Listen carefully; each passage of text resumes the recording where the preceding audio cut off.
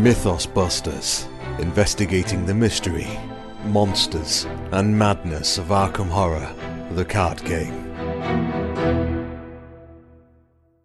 Hello and welcome to episode 14 of Mythos Busters, where a gug in the hand is worth two in the bayou.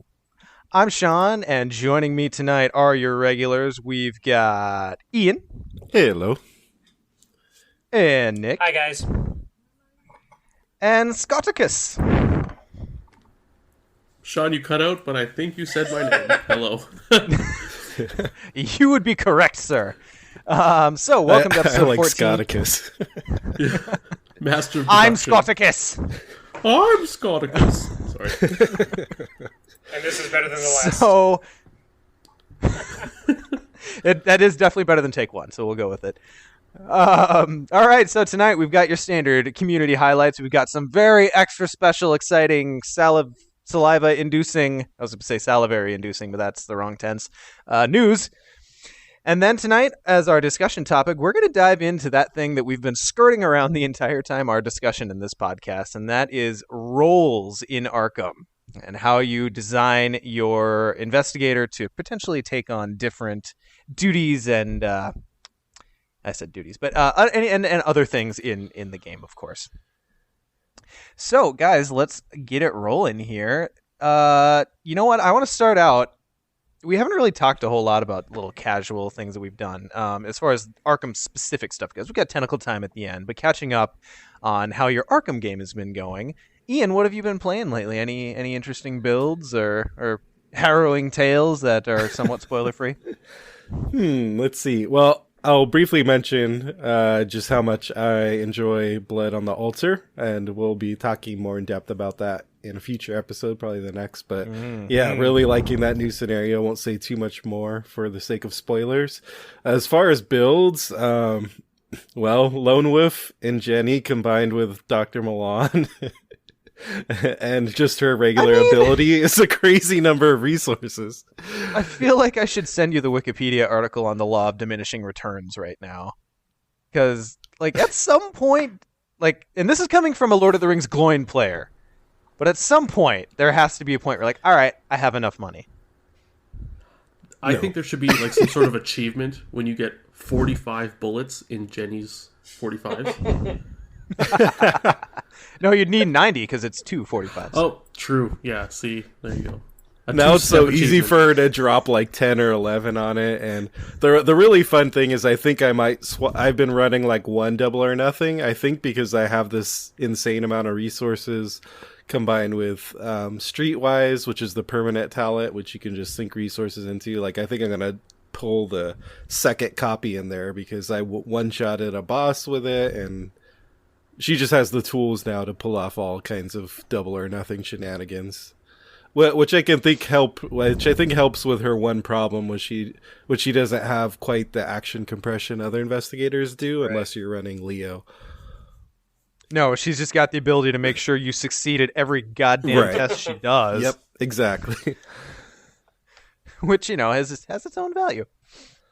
Nick, how about you? Any specific plays of late? I'm currently running 2 campaigns through Dunwich. One of them is a solo Roland campaign on hard that I interspersed Rougarou and Carnival in between Essex County Express and Blood on the Altar, because it makes sense to go to New Orleans and Venice after your train trip to Dunwich. So, but anyway, that one's actually going surprisingly well, like really, really well, which when I did Night of the Zealot on hard with Roland, it was difficult, but that's just a standard Roland build. I threw in 2 Pathfinders to make sure I can get them around the map easily enough, and that helped out a lot in Blood on the Altar.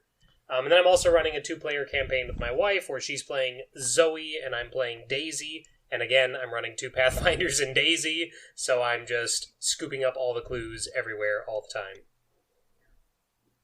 I feel like everyone's playing Andromeda right now, because it's just constant Pathfinder. Pathfinder. This location can be mined for clues. Scott, how about you? I haven't had a whole lot of time to play because I've been on parental leave, and surprisingly, that takes up a lot of time during the day, looking after a small child. But I've actually been just tweaking and constantly going over a Rex solo deck that I think is getting to the point where it may be my favorite solo deck. He was an investigator I totally panned when I first read him. I was like, can't take luck fortune cards. I was like, I don't know. And like his weakness can be really bad, but man, he's got some awesome tools now with Pathfinder. And Pathfinder. I've got a plan.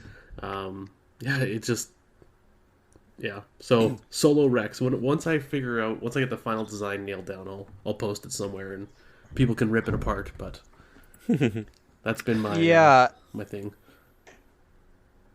Rex is a thing, man. I know I think we were all a little hesitant when we first read him because we're like, succeeding by 2.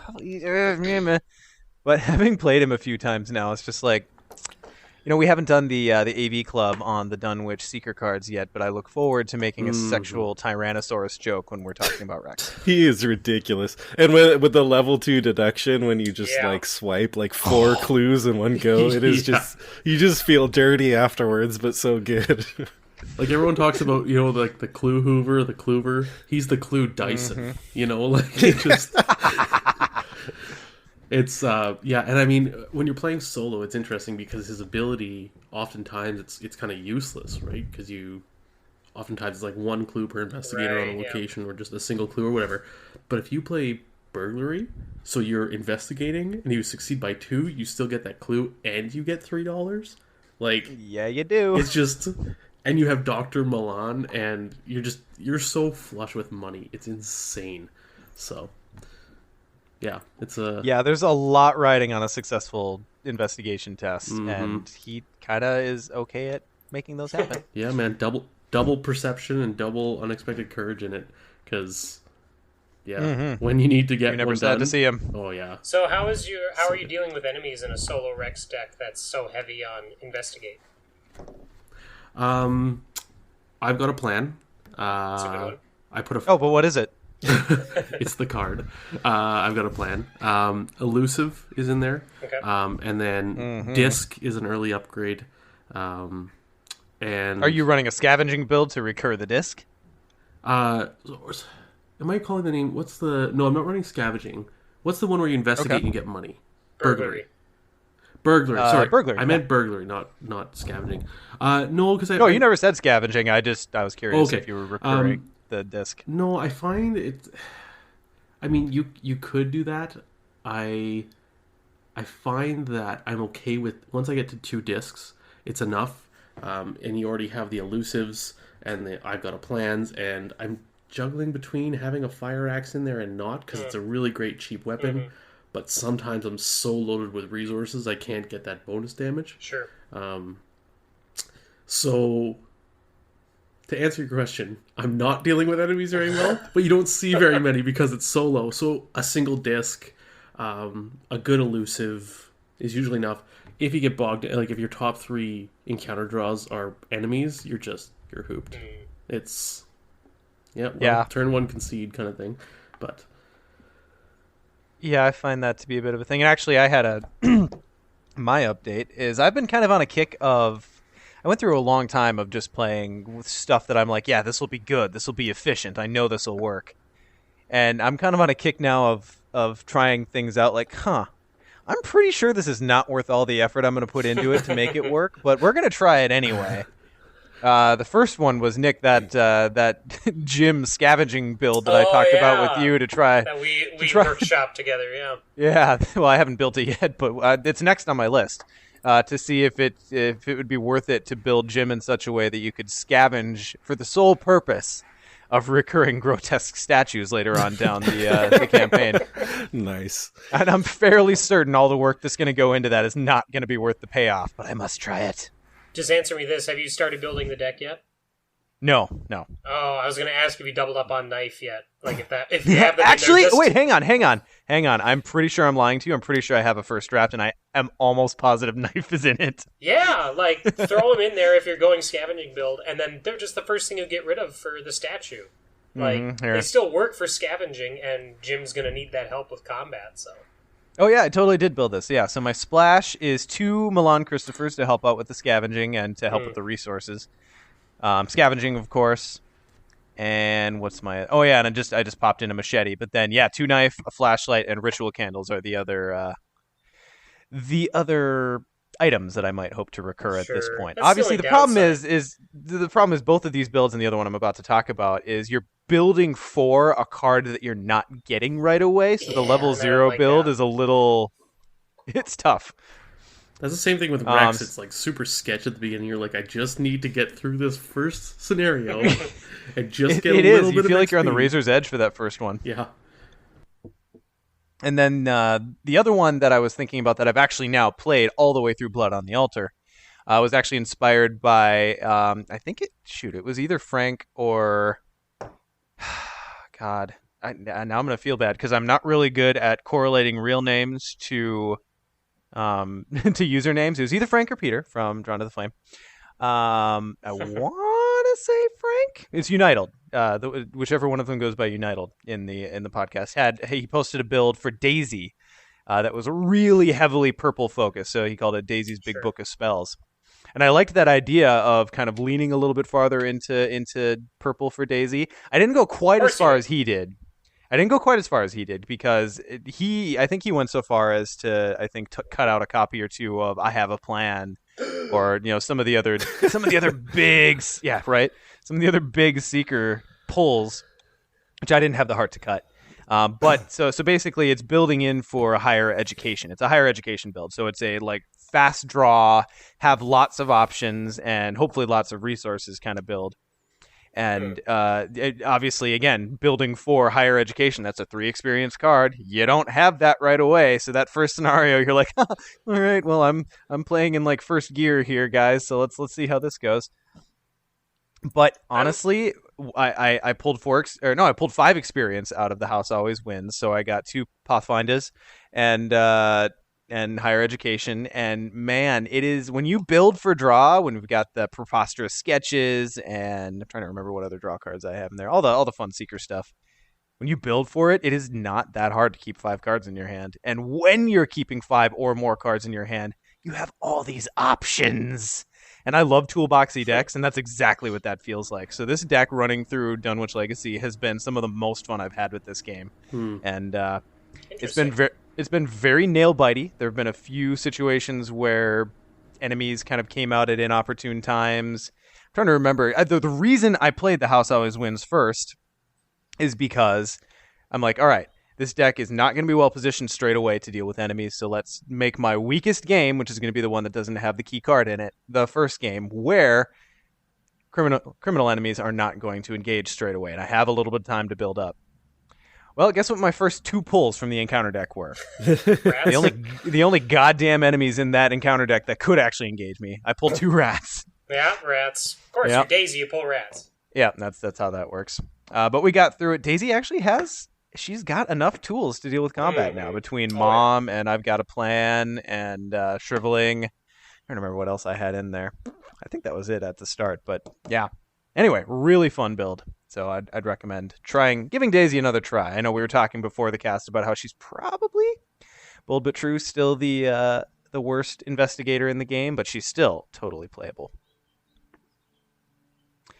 All right, well, all that being said, let's move it on to the community highlights. Nick, what you got for us?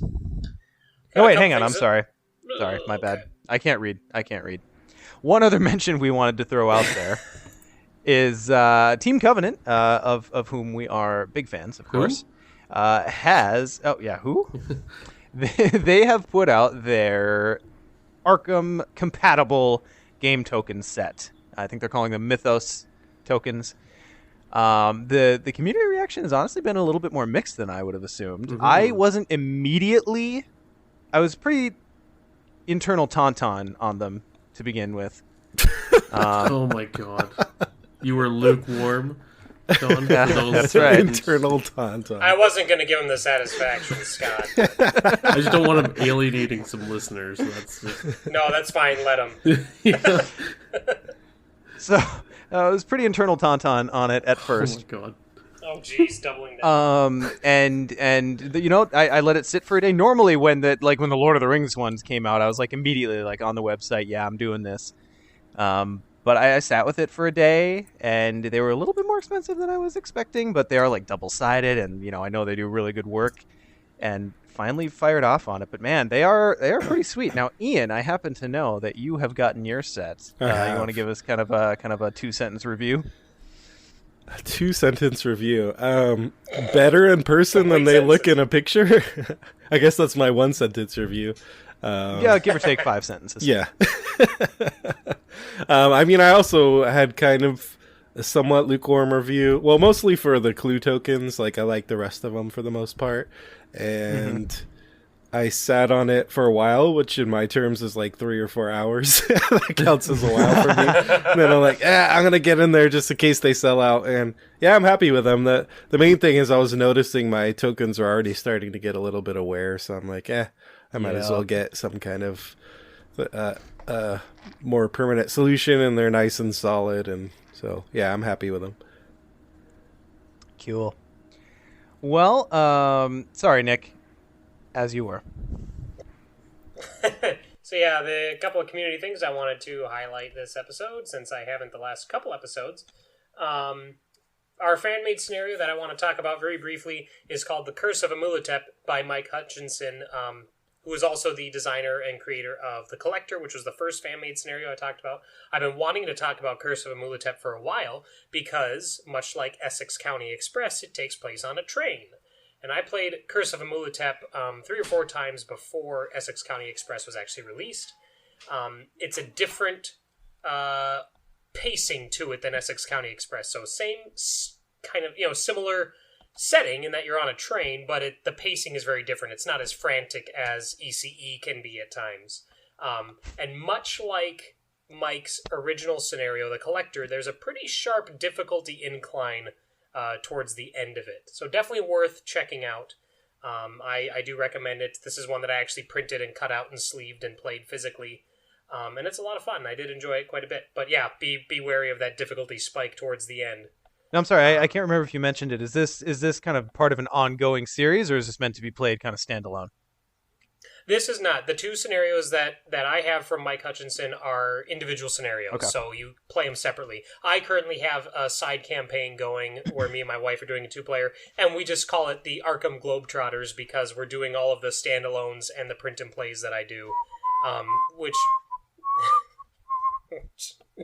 Yep. And we only did The Collector together simply because the ending of that one didn't go terribly well for that campaign. So, but I played the rest of these solo quite a few times. So, but yeah, Curse of Amulotep, a lot of fun. How like the Mummy movie is it? Well, there is a mummy in it.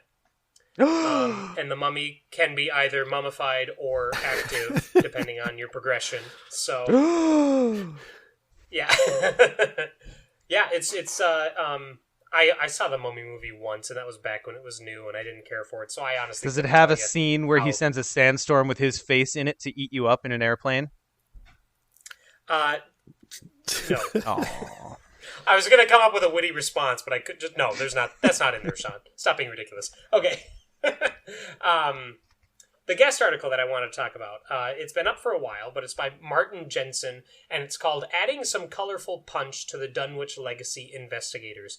Now, this guest article is all about the splash deck build that these Dunwich Investigators provide to deck building. So with our core set Investigators, obviously it's half and half, main class, off class.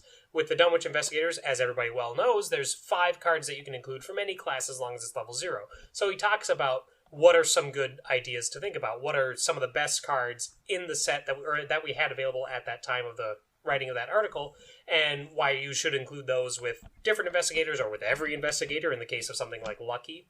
So, very good article, very interesting to read and to think about when you're building decks for your Dunwich Investigators.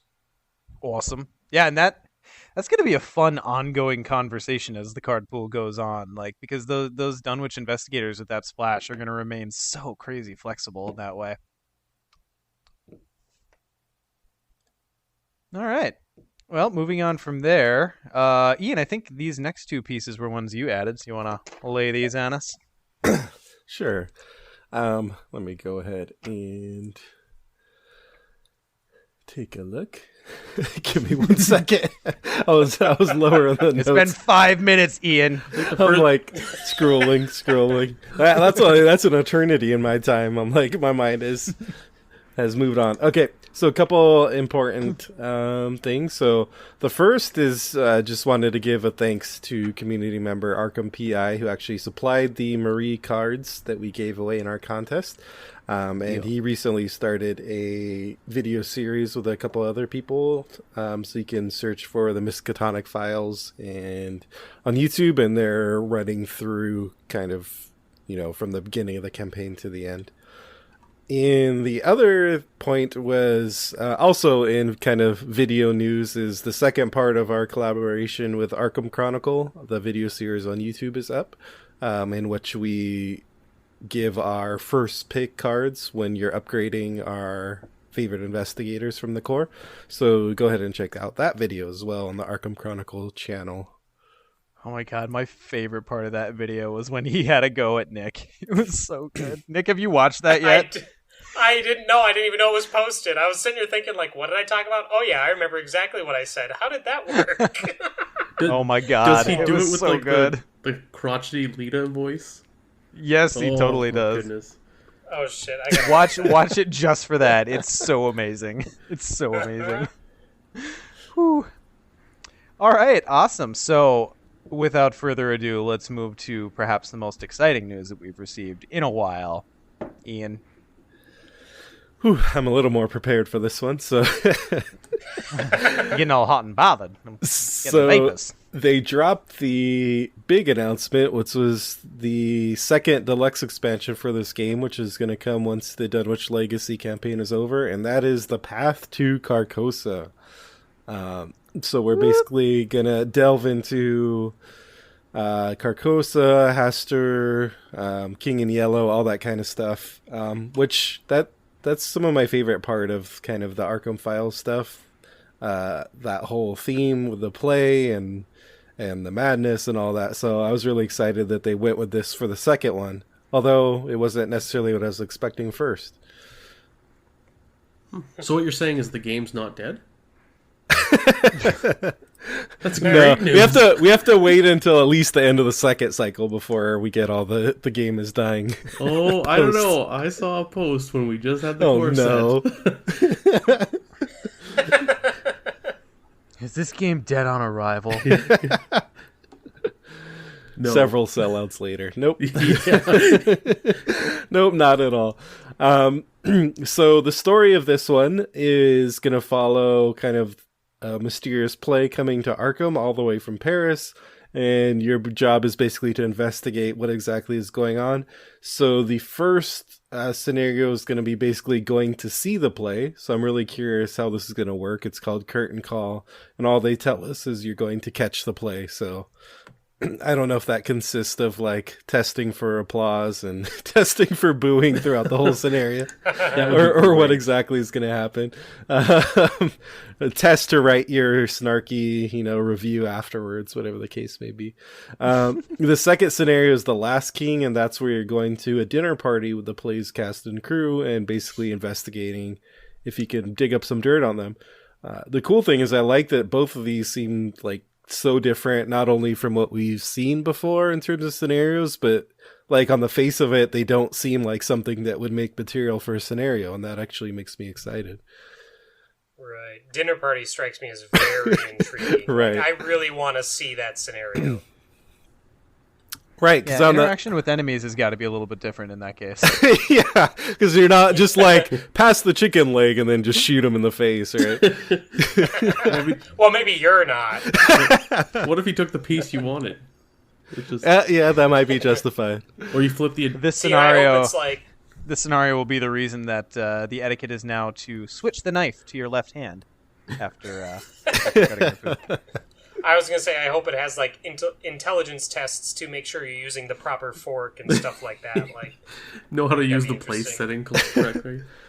Yeah, exactly. They're definitely gonna have to have a willpower test. That moment where like the last piece of a certain food item is there, and everyone stares at each other. Who's gonna take it? Or you have to and then you have to remember that you took the last dinner roll. Or what about an intellect test The to save surprise speech? salad fork treachery. Oh, yeah. I think someone could make a fun alternate version of this quest custom of the dinner party. That's just a very normal dinner party. You flip the agenda, like the first agenda card, and it's like the butler runs in. Someone's killed Colonel Mustard with a pipe in the study. It's like, Oh, I'd play the hell out of Clue. the clue skin. set aside clue game. Yeah. So of course they don't give us too much, which is kind of par for the course of this game. They don't tell us much about the scenarios, which is a good thing. So we'll find out, and I feel like I've been stoked about everything for this game, but this is like the peak of my excitement so far because of the whole Carcosa theme. The one concrete thing they did give us is that there's a new mechanic, a new keyword called hidden, and basically when a card has hidden, the person who draws it takes it into their hand. This is a card you draw from the counter deck, and they can't tell other players, what they drew, what it says, any of that stuff, and it has peril on it. So kind of introducing some hidden information and paranoia about your fellow investigators into the game. This to me seems like it's laying the ground for a hidden traitor mechanic to be happening, and that makes me so happy. This I feel is the right way to fix the ever contentious table talk rule, right? Like where you're like, oh, don't tell people what you have in your hand, but like everyone like, Oh, but it's a co-op game. exactly, right? Nobody And cares. I understand where they're coming from. They don't want like, let's say you have like 3 noobs and yourself playing Lord of the Rings or this. You don't want that person like quarterbacking the whole game, right? I get that, but if you have 4 people very experienced in the game, like, you're going to tell people what you have because everyone's going to say, well, that's the best player, or you'll have solutions. But this is just like, no, you just can't tell people this, and I love that. It's such an awesome mechanic. It's like peril on steroids. Yeah, and I already thought Very they were doing interested. some cool things with peril before that, like, I remember I'd been playing mostly solo, and I finally was playing with a buddy of mine, so I was like, okay, I better actually pay attention to peril, and he actually had to remind me, and I was like, oh, this is so awesome. Like, they're actually making it meaningful that, other than, like, in Lord of the Rings, there's peril, but basically the main thing that happens is, other players can't cancel it, and that kind of thing. You might have to make a decision, but it's not in the same way. This one, it really has you make decisions that can potentially screw your friends over, but adding this little wrinkle is, I don't know, I don't know exactly how that's going to work two-handed, but as far as multiplayer goes, that's pretty Pro awesome. tip, it's not. Like, It's not. Just separate the two halves of your brain, no problem. So I guess we can read the example one they gave just to give a better idea of how this is going to work. So Scott, did you want to read Whispers in Your Head? I actually don't have that one in front Okay. of me. It's not in the Nick, notes. did you want to read it? Ian, how about you read it? Okay, I shall read it because it's Whispers right in in Your front Head of me. is a treachery. It has the terror trait. It has peril and hidden keywords. Revelation, secretly. Add whispers in your head. Anxiety to your hand. You cannot trigger free-triggered abilities. So a little squiggly mark. And then it also has the ability spend 2 actions to discard whispers in your head, anxiety from your hand. So when you ask your buddy to discard their stray cat to help you out with that gug that is smashing your face in, and they quietly go, No. no?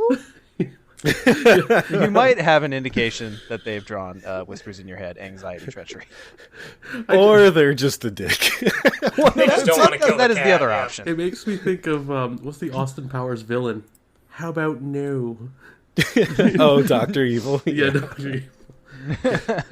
Yeah, the other thing is the free triggers tend to be in a lot of scenarios, like the stuff you do to interact with like locations and NPCs and stuff. So I could easily imagine you're like, what the hell are you doing? Just do that test or flip it over, and you're like, I can't. No, I'm gonna draw 3 cards, fucking bastard.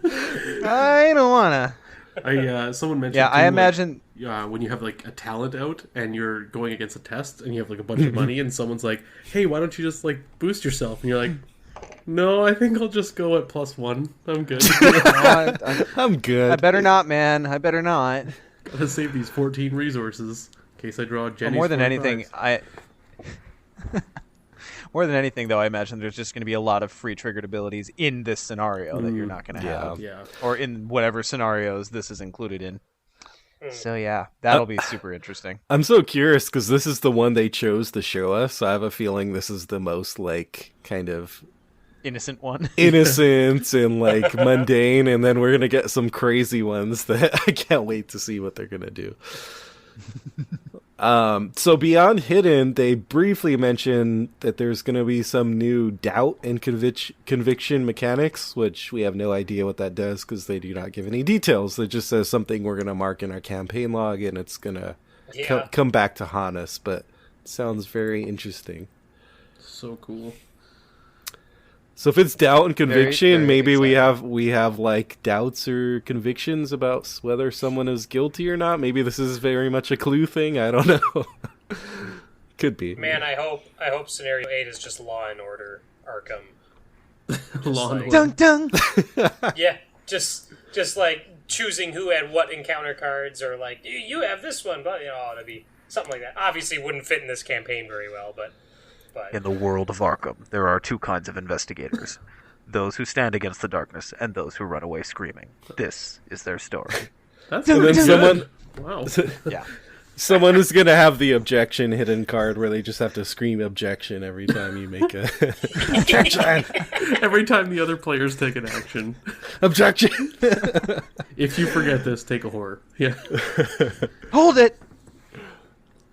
Okay. Yeah, so that's about it for the new mechanics, and then we get into the tasty player cards. They actually spoiled 2 of the investigators for us, and the first is actually 2 of 2 of 6.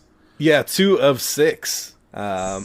6 different investigators, and the reason why we're getting 6 is because we're getting our very first neutral investigator in the form of Lola Hayes. So, Scott, did you want to try this one? Yeah, sure. I have this one in front of me. So Lola Hayes, she's the actress. 3s across the board for her stats, so pretty good there. She has a trait Performer, and Forced. After you draw your opening hand, choose a role. And it gives you the options of Survivor, Guardian, Seeker, Rogue, or Mystic, or Neutral.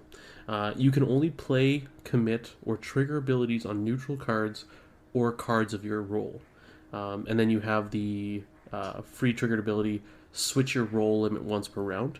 Elder Sign effect is +2, and you may switch roles. And she's 6 and 6 for sanity and health. And the flavor on the front is, perhaps this would be her big comeback.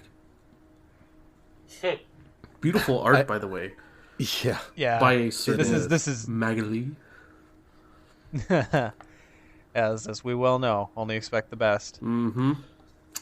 I was very interested to see, having played Eldritch and knowing what her ability is in Eldritch Horror, I was very interested to see both if they were going to tackle Lola in this game, and if so, how they were going to handle her. And I did not see this one coming. Neutral, straight out of the gate. How long in Lord of the Rings did it take us to get a neutral hero?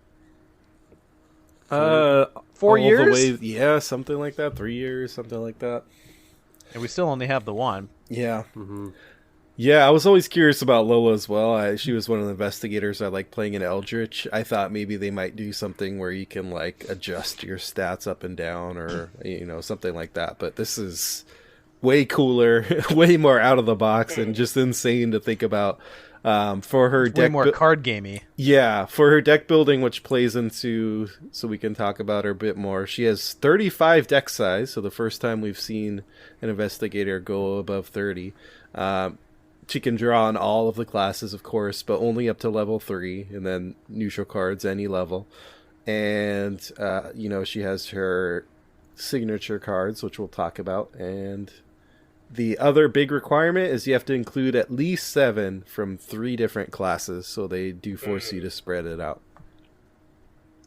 Yeah, what's one thing that's interesting to look at with Lola on the front of her card is that it specifies neutral as a role.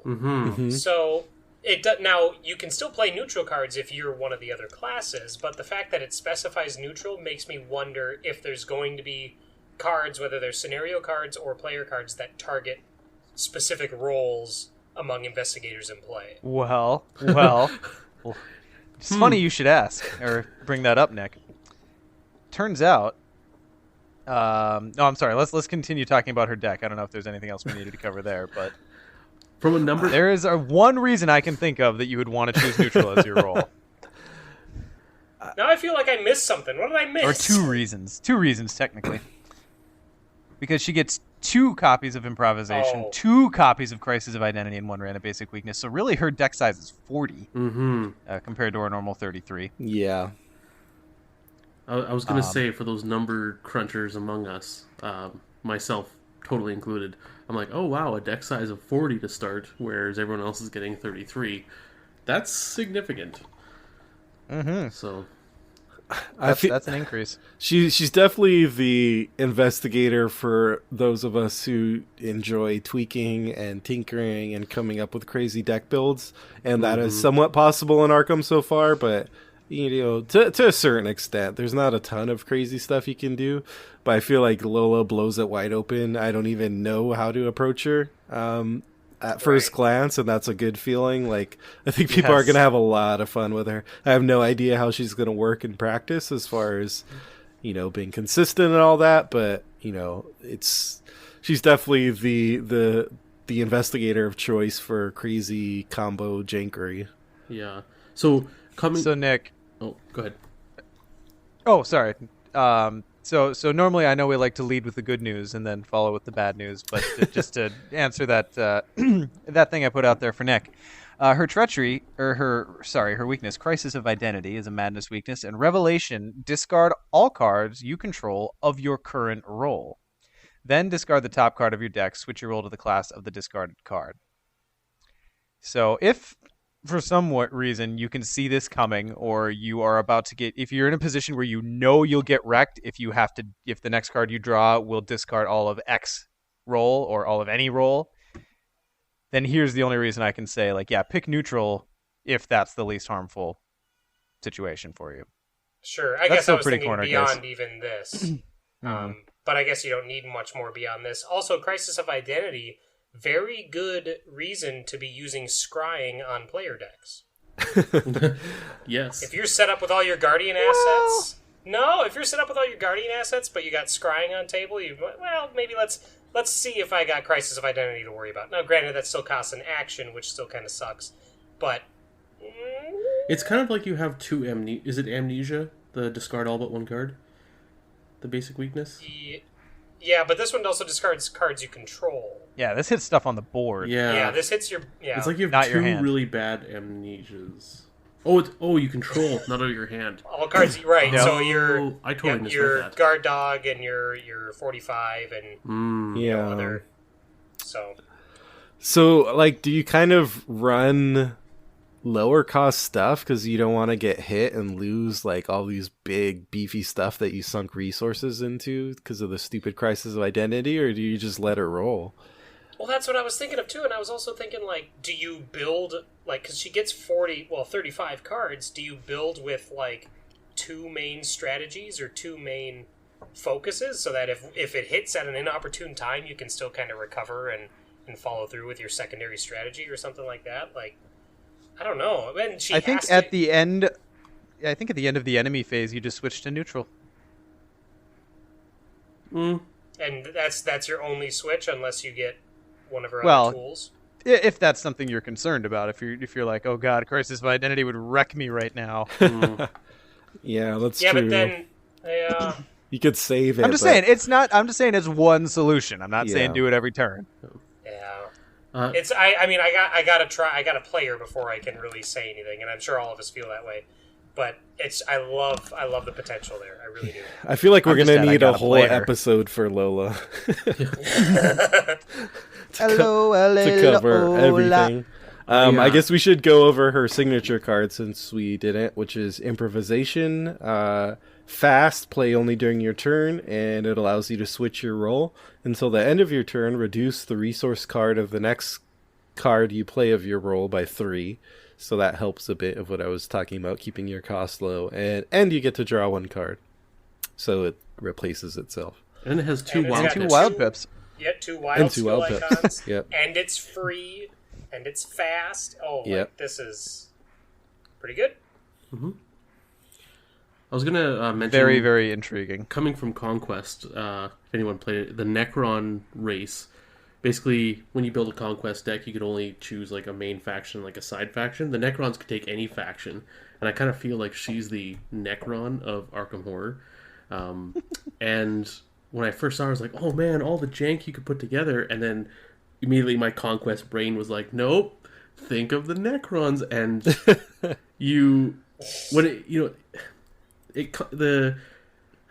it's almost like Matt kind of gave us like someone a little hint. It's like you must include at least 7 cards from 3 different classes, saying don't spread out too thin, because you also want to be able to play cards, right? Like if you draw your starting hand after you mulligan and you have 5 different classes of cards in your hand, that's a really bad starting hand. And so what a lot of Necron decks would do is you choose 2 or 3 really good factions. So I think with Lola, the way I'm going to build her is I'm going to choose 3 factions and pretty much not include cards from the other 2. Right, and that's interesting that you bring that up, because I actually saw that as being restrictive the other direction, where when I first read Lola, I was like, why would I not do 2 classes? Why would I not do, 2, and then it's, I have to do at least 3. Yeah. Because if you had 2, it would, like, she would be broken. Like, I think she would be just straight up broken. But the fact that you have to do at least 3, that's their way of balancing that out, in my opinion. Yeah, it lowers her reliability, right? Like it brings it down to check, because she can take up to level 3 of every class. Like that is just a huge swath of cards. So, but no shotgun though. So I mean, no shotgun. Is she really that good? I guess we'll see. But no shotgun. It's true. What do you guys think about the 6 and 6 health sanity spread? That worries me a little bit. Oh yeah, That's rough, yeah. But you know what? Like, I mean, she'll have access to just about any of the shore-ups that we have. Rosaries, Yeah. leather coats. yeah, that's the thing. Like, Ally choice, yeah. because she has access to all that, at first, like, my knee-jerk reaction was like, oh, that is really bad. But then I was like, well, leather coat makes her an 8/6, and that's a free card. So, okay, now she's 8/6. And then, like... What about a... Good? Go ahead, finish your thought. I thought you were done. Oh, no, I was pretty much done. Like, you could add Rosary in there, now she's an 8/8. Right. So. Yeah. What? And this just hit my head when I was thinking of all the different items that Are you have okay? to- Is there going to be a bump? I'll be fine. This when I was thinking of all the different tools that you'd have to include to to feel more comfortable with that vitality and sanity pool. And I was like, what about a Lola scavenging build and just throw all the items in there? Just every item. Give me all the items. And then just scavenge That could be away to real victory. fun. Yeah, well, yeah, and it could also be committing too hard to one thing, but still, like that, I think there's potential there. I don't know until I get her, but she's got to be the most flexible investigator, though, because if you Oh, want to yeah, build straight her up. like super fighty, you could probably do it. If you want to build her super spellcasty, again,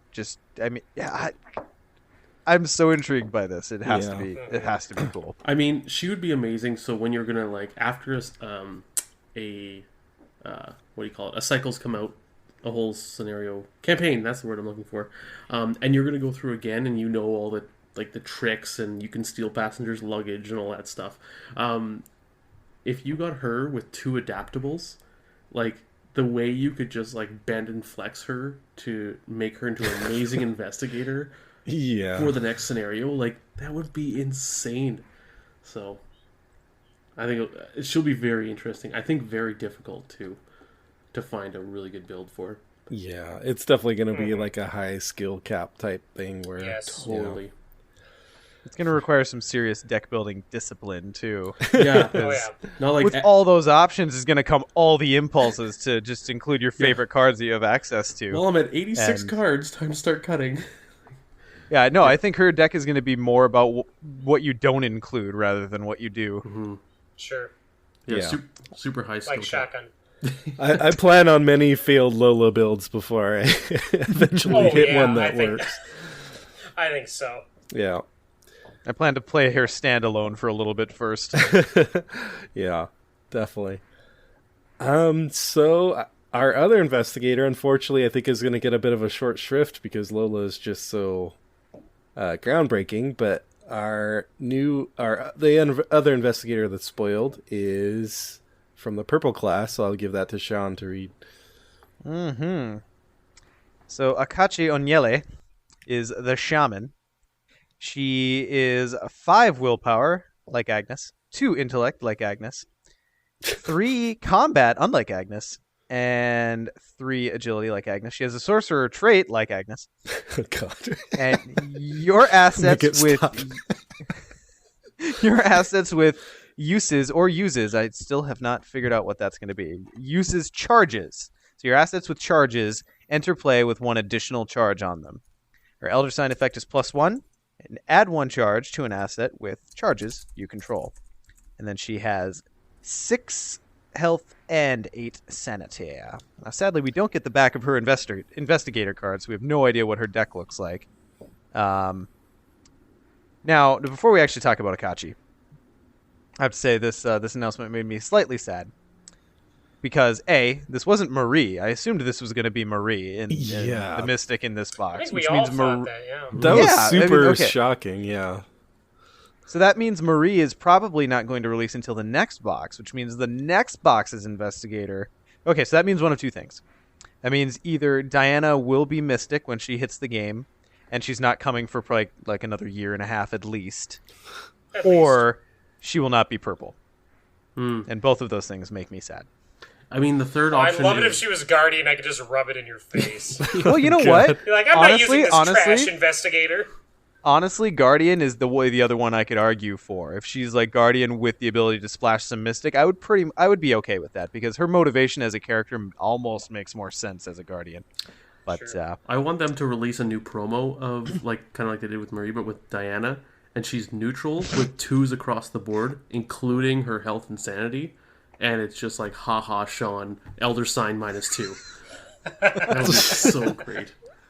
Oh, man. and her signature weakness is Brown Jenkins. Yep. Yes. See, then I would play her all the time. Okay, back to... Okay, Let's just cut out the so- middleman and give me a Brown Jenkins investigator. How about that? Okay, so I'm not going to hold that against Akachi though. Now, giving 1 more charge to all your spells that you play, that's significant. That's very nice. Well, it's not just spells, though. It's assets, too, so... Right. Well, what non-spell assets use charges that we're aware of? the statue, grotesque statue. Oh, That's true, That's yep. cute. That's good, yeah. I didn't even think about that. Probably nothing outside Mystic, though. At least not that comes to mind. Yeah, I think it's Although just... we don't know what her Mystic. deck building looks like, so... Here's one The thing other to thing look I'm at. finding Oh, sorry, go ahead, Nick. I was just going to say, here's one thing to consider, because I look at this for everybody, and I noticed it with the Dunwich investigators, how they had 1 extra health and or sanity. She has 1 extra across her stat line. She's sitting at a natural 13, which is very interesting to see. Yeah, So- she's basically got Agnes's stat line exactly, except she's got 1 bonus combat. So it So makes that me is won- interesting. Yeah, it makes me wonder if the other class-specific investigators in this box are going to be sitting at a 13 with 14 vitality and sanity. Well, you know, which is interesting because what I know of Akachi from playing her in Eldritch, I would have assumed that other 3 was going to be intellect, not combat. But She's dummy. She's a dummy. Yeah. I don't know. I've never played she's a portal closer in Eldritch. She can hop across the sure. board, so she's pretty sweet that way. Yeah, I The other guess thing one I of the appreciate about things- her. Go ahead. Go on, Ian.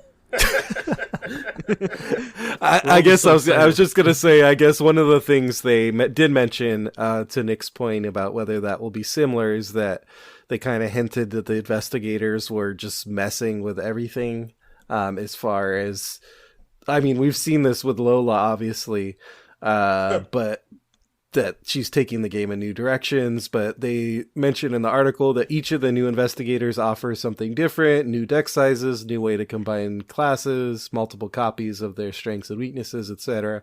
So it sounds like they're kind of going to be all over the board and not necessarily have the same like unifying.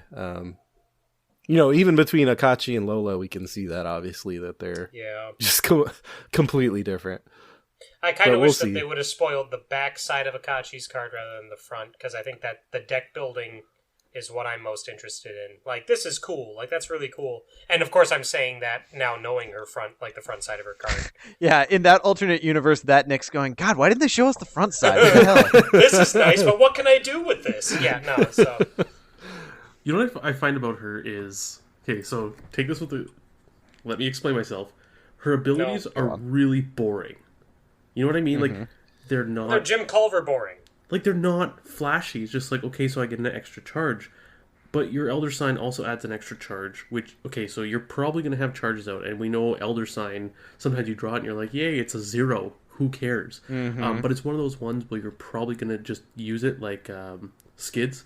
Right, like he just gets $2. Yep. That's always useful. You're going to get another charge. Say your shriveling's empty. Oh yeah, I got another shriveling charge. Right. I just like that. It's really boring, but I think the fact that she got that extra stat, like you were saying, Nick, I think it makes her really interesting to focus on the whole charging thing, and I think she's going to be better than Agnes. So. Well, she seems... Sorry, I know you're just trying to goad me, Scott. It's not going to work. She seems like she's like Jim in that her abilities are all about sustainability. Like, that's what Jim is. He's all about staying on very table. just utilitarian. Yeah, well, and it's reducing risk.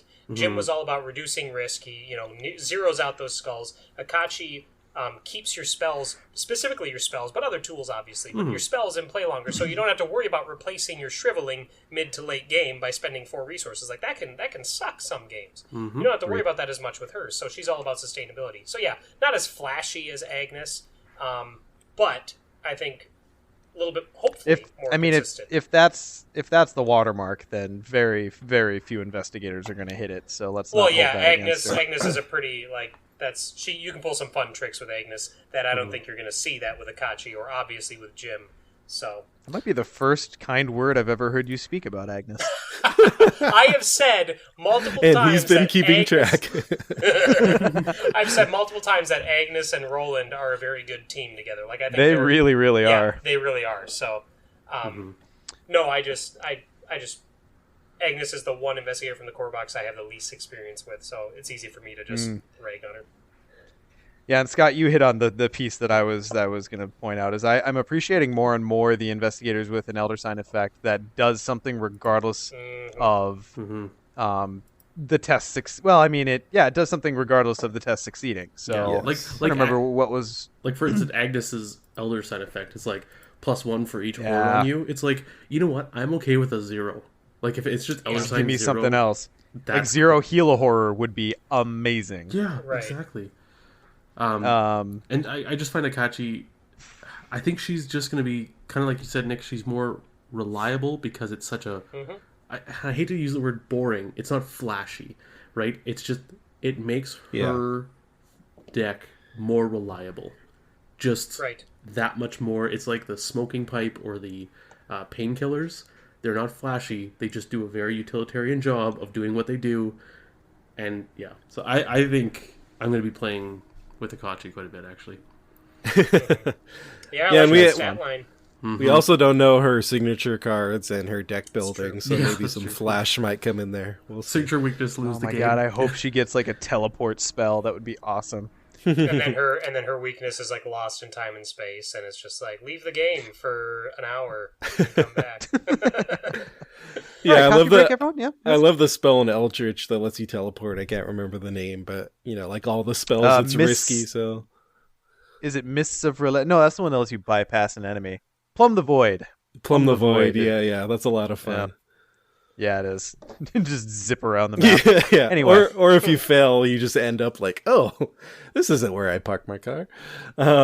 So that's about it for the news article. Obviously pretty meaty, pretty exciting, and it's due to arrive supposedly in the third quarter of 2017, so that has some people excited that it might show up at Gen Con, which takes place in the third quarter.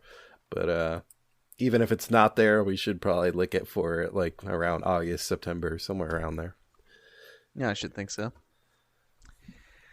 Well, so moving on from there, I think the last opening segment we want to do is Scott. I know as our resident power gamer, it's been I think you've been paying closer attention to the rules than anyone else. Do you want to introduce this next section?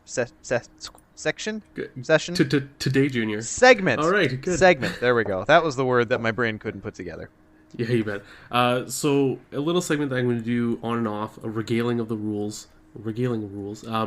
Basically, just for those people who listen to our cast and don't want to keep up with the rules Discord channel on our Discord server, because it can just sometimes just be like people discussing like the philosophy of rules, which I enjoy, but I know a lot of other people are like, oh my god, just give me what the ruling is. And so I'm just going to highlight a few interesting rulings that come from Matt, so that everyone kind of keeps up with the game.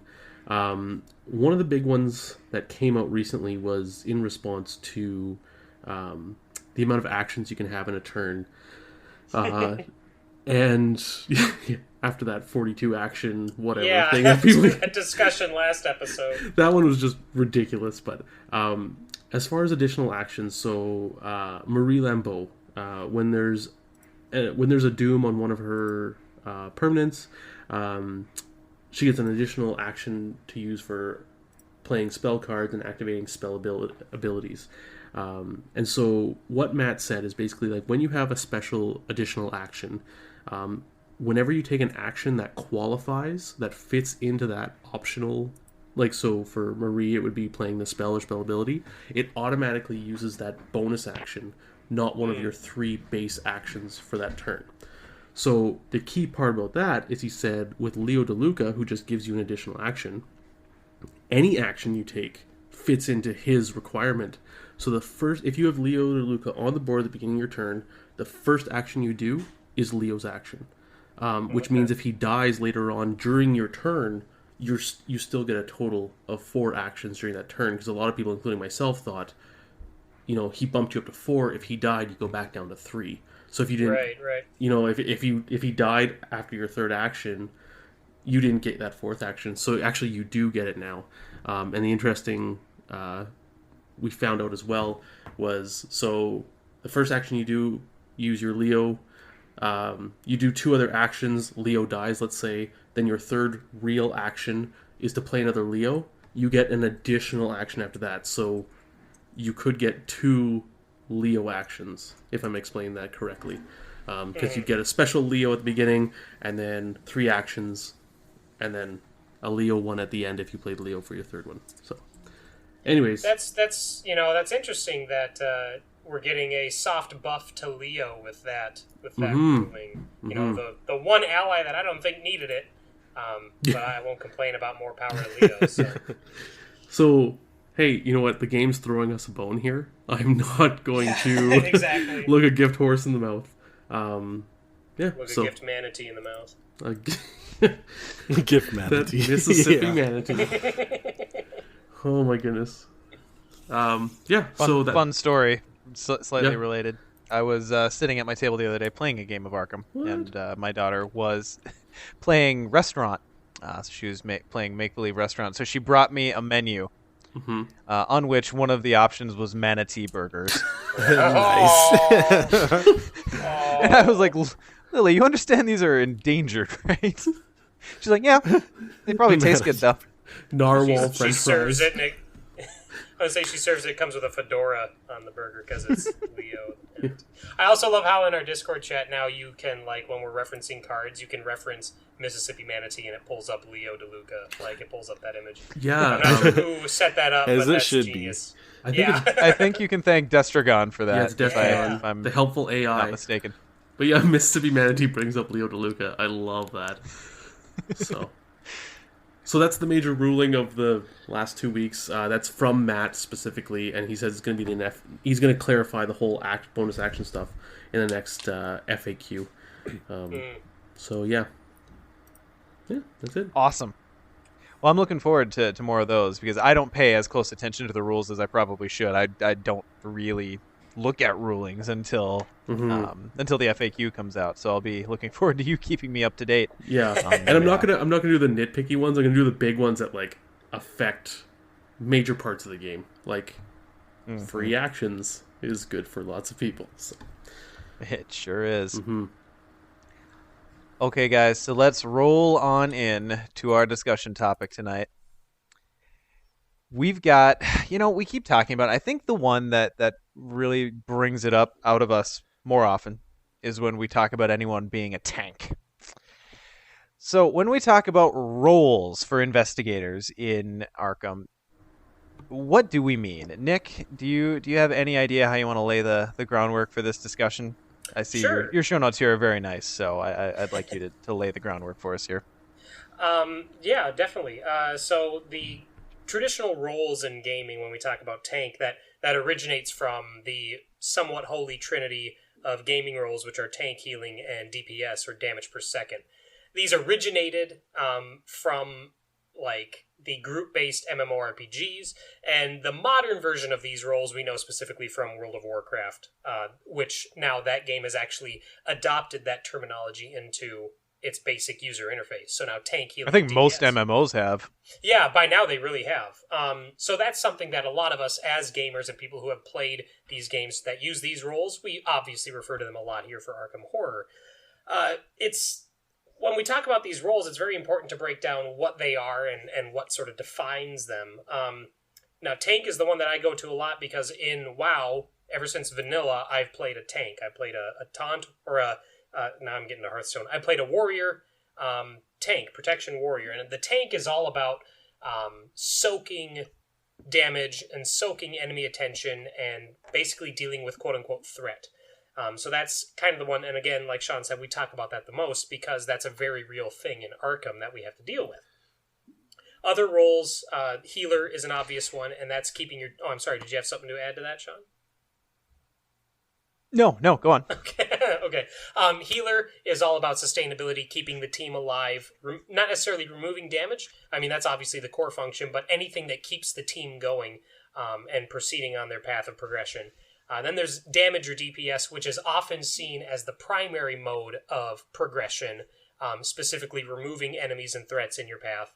And then WoW used to have a fourth role. If you remember back to the vanilla days, any of you WoW players, they had a straight-up support class, and the old-school paladins and shamans were these support characters. And they were their entire focus was spamming buffs on their team, and they were buffs that lasted 30 seconds, 10 seconds, sometimes as long as a minute, but they really had short durations on them to make sure that these characters would be spamming buffs. Since then, WoW and specifically other MMOs have kind of looped support into other roles and kind of taken the support abilities and divvied them out between other roles and other classes and stuff from there. So support isn't as big of a thing as it used to be.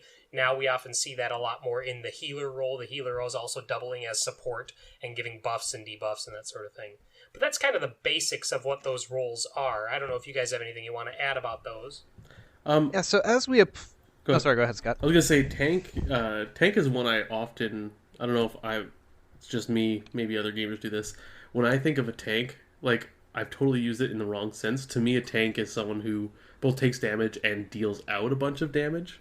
Because I think of not a tank as in, like, someone tanking up with armor. I think of, like, an Abrams tank. Like, I can take a hit and then fire a bunch of crap back at you and destroy you. So, but... Tanks like to think they can do that, and trust me, in my WoW days, I loved to think that I could top those damage meters, but often we can't. Because then, if you had a class that could do both, like, do both exceedingly well, then why would you even have a damage class? Like, then it's kind of like... You're compiling too much or you're condensing too much. So tanks generally are just about the soaking and the mitigating of damage. So I think ultimately what we're actually talking about here, though in more specific terms, is specialization versus generalization.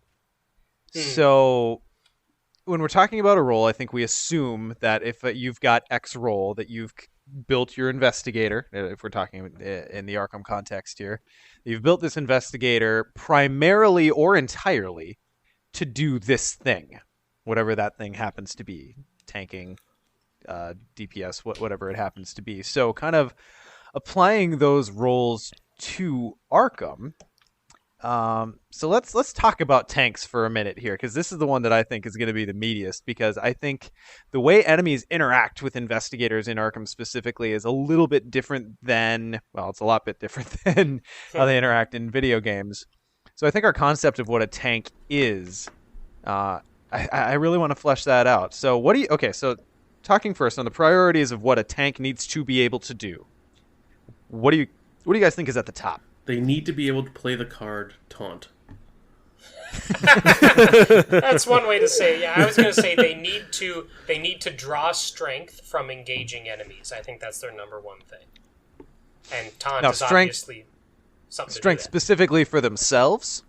Well, they need to, in order to be a Taunt in Arkham, in order to be a tank in Arkham, engaging the enemy needs to be, maybe not draw strength from it, but that needs to be one of their core focuses of their deck. Because that's ultimately what, in my mind, in a video game, that's what a tank does, is that he says, no, they're going to focus on me, you guys do your work, I'm going to keep these enemies busy. So a tank in Arkham should have the tools to do a similar thing, where it's, I'm going to engage these enemies, I'm going to engage a lot at once, or I'm going to pull one off of you or whatever, and then be able to mitigate it or deal with it or follow that up in some way. Yeah, and I think what makes it tricky is because unlike video games, unlike even something like Lord of the Rings, enemies aren't guaranteed to attack. Like a lot of times the best way to deal with an enemy is either A, to kill them before they attack, which often you're able to do, but not always, and B, evade them. And so in those cases, it's not really about taking damage or soaking it necessarily. It's like who can deal with those enemies most efficiently, which isn't quite the same as being a tank.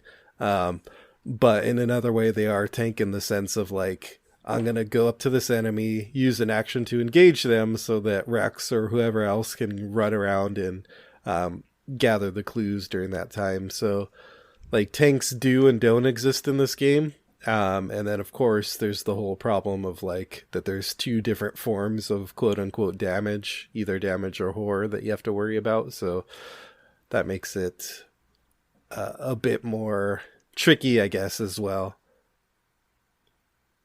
Yeah, and I think, to me, a tank really boils down to one thing, and Nick, you have it right in the show notes here, too, and that's enemy management. Whatever form that takes, I think we have currently probably two different flavors of tanks in this game. We've got the tanks that engage the enemies with the purpose to contribute to killing them, whether they do it all themselves or let someone else shoot at them while they're engaged. But the whole point is to manage the enemies off of your compatriots so that they can do whatever it is they need to be doing. And then you've got what I like to call the dodge tank. Although I think that is an MMO term too, so it's probably not something that I came up with. I probably stole that from my memory somewhere. And that's someone more along the lines of Wendy, who has, she's not good at killing things, but if you look at her stats and her repertoire as far as what she can pull for cards, Leather Coat, Leo, things to soak damage, and her really high evade and ability to gain cards that also help with evade, cat burglar, evasion, whatever it happens to be. I think that's another type of tank. Because I'm trying to remember the first time, I think it was the first time I played through Night of the Zealot. Someone was playing Wendy, and it was at our Gen Con demo. I was playing Wendy. Ian, you and I got the Ghoul Priest out. Yeah. And when we asked about what does agility do, and she's like, okay, if you evade this guy, he becomes exhausted and can't attack. So it's like disabling the enemy rather than killing the enemy is another way to manage them. So Wendy, I think, is probably one of the best dodge tanks we have, where you can pull the enemy, evade it, and now it's managed for the turn, and everyone can just gang pile on it as necessary, or run away if that's what you need to do in that moment. But I think that's another way to conceive of tanking in Arkham specifically. Mm-hmm. I think the only real sticking point with considering Wendy as a tank is considering her ability to engage enemies, or specifically engage multiple enemies, especially those that are engaged with other investigators. Like and granted, right now we really only have Taunt as the only tool to do that, but the fact that she can't get it, like that is one thing that's going to make it a little bit harder for her to be a tank in a large group. Whereas in a 2-player game, I think she'd be phenomenal. Yeah, and I think really Taunt is the only card we have that allows action compression of pulling multiple enemies, which you know, we've had that dream situation with you and I, Nick, when we were playing a 4-player game and Zoe pulled like 4 enemies with Taunt, and that's amazing. But how often are you in that situation? It's kind of a corner case. Since. Yeah, I mean, it's cool, but I think it's kind of a corner case. So even though, you know, Wendy probably does have to spend more actions and gets less benefit from the actual act of engaging, I think the power of evading is pretty... you can't understate it. Oh, no, it's very powerful. But I would put Wendy as my off-tank. You're off-tank. And sometimes it depends on scenario, too. Yes. Who's going to be the best tank. Like, some scenarios have a lot of enemies that are just focused mostly on damage, like House Always Wins, for example. In that case, you know, someone who you just look at and think of a tank, like Roland or Zoe, is going to be a good tank. But other scenarios tend to have the more freaky monsters that deal a lot of horror. And in that case, you know, you might have to either build differently or look for someone else to be the tank for that particular scenario because of you know, what the enemies are actually doing. And I think the other thing as far as building for tanks is the ally slot is key, I think, for any tank, especially ones who are actually taking damage in horror. As far as, you know, obviously there's cards that let you do, allies particularly, that let you do cool stuff when they get damaged. And then there's also the consideration of like, well, my guy has low sanity, so I'm going to pick an ally with high sanity to compensate for that. Well, Brother Xavier is like the epitome of tank. Oh, he's a godsend. Yeah. So that to me is we've got Taunt, we've got Brother Xavier, and we've got that upcoming I've Had Worse, and those to me are like the tank trifecta. Yeah. Yep. They really And dodge, of course, just to straight up stop it. Yeah. Yes, and I suppose then we could throw Hypnotic Gaze in the ring there, though I don't think any of the the investigators we would think of as tanks can take that one, except for maybe Zoe. But I don't know if she, if only Roland, I don't know if she bothers with that. If only Roland wasn't such a scaredy pants, you know? See, that was the other thing I was going to bring up, is like you crack that core and you look at these investigators and you kind of look at the Guardian cards and you think, yes, enemy management. This guy is the tank of the box. And while, Nick, you and I have gone back and forth on this a lot, and I do agree with you that it is more important to have more health for the purpose of that kind of actual I take hits kind of tanking. You still need the sanity. Oh, you do. I agree with you totally, and that's why I think Brother Xavier is the best thing to happen to Guardians in the recent releases we've had. But I still stand by my statement that the majority of enemies, even if it's just 51%, the majority of enemies that we've seen so far deal more damage than horror. So I would put that to like 80%. Honestly, I really think like they're either even or it's more damage. So and yeah, I totally think Roland, if you use some of the Seeker allies, like to draw cards or whatever, like a lot of them have 2 sanity. Like that's perfectly fine. Well, and not only that, and this will kind of segue us into the next role, but Guardian also has some interesting tools in that. As you look at it and you're like, okay, so this is the tanking class. But then they also, right out of the core box, they have First Aid. And then one of their first additional cards was Emergency Aid. So not only are they the tanking class, but they also are really well equipped to be the healer class. Okay, so that being said... Yeah, I mean, totally. They've got the tools. We've got... I'm trying to think what other healer... And then Roland can take, although I wouldn't necessarily recommend it, he could take medical texts. Yeah, if you really he wanted could. yeah, he could. We're speaking in the realm of feasibility here. So that said, do we think at this point healer is an actual class at this point in the card pool? I think, at the risk of talking too much, I think that It's a podcast. Arkham, There is no risk. Arkham does to healer what WoW did to support, in that it loops it into other roles. In that you kind of want to have healing, or at least damage mitigation, in any of your investigators. Whether that's in the form of allies or in assets and events. Yeah. Yeah. I mean, I think there's some theoretical builds that you could try to run with, like GM and 4-player, for example, trying to heal everyone's sanity. I would be really curious to see with someone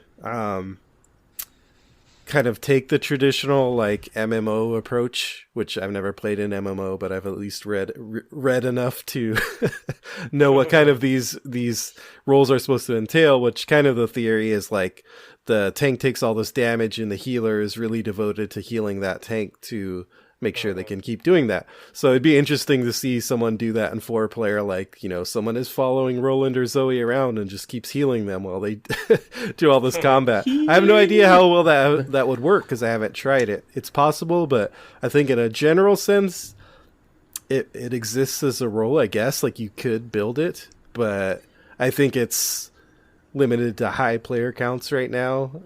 Yeah. For the most part. I feel like you'd almost group it into a support role, right? Like, support would be drawing other people cards and healing people and giving you stuff, like healing. Like, yeah, a standalone healer I don't think would be very effective, even in a 4-player game.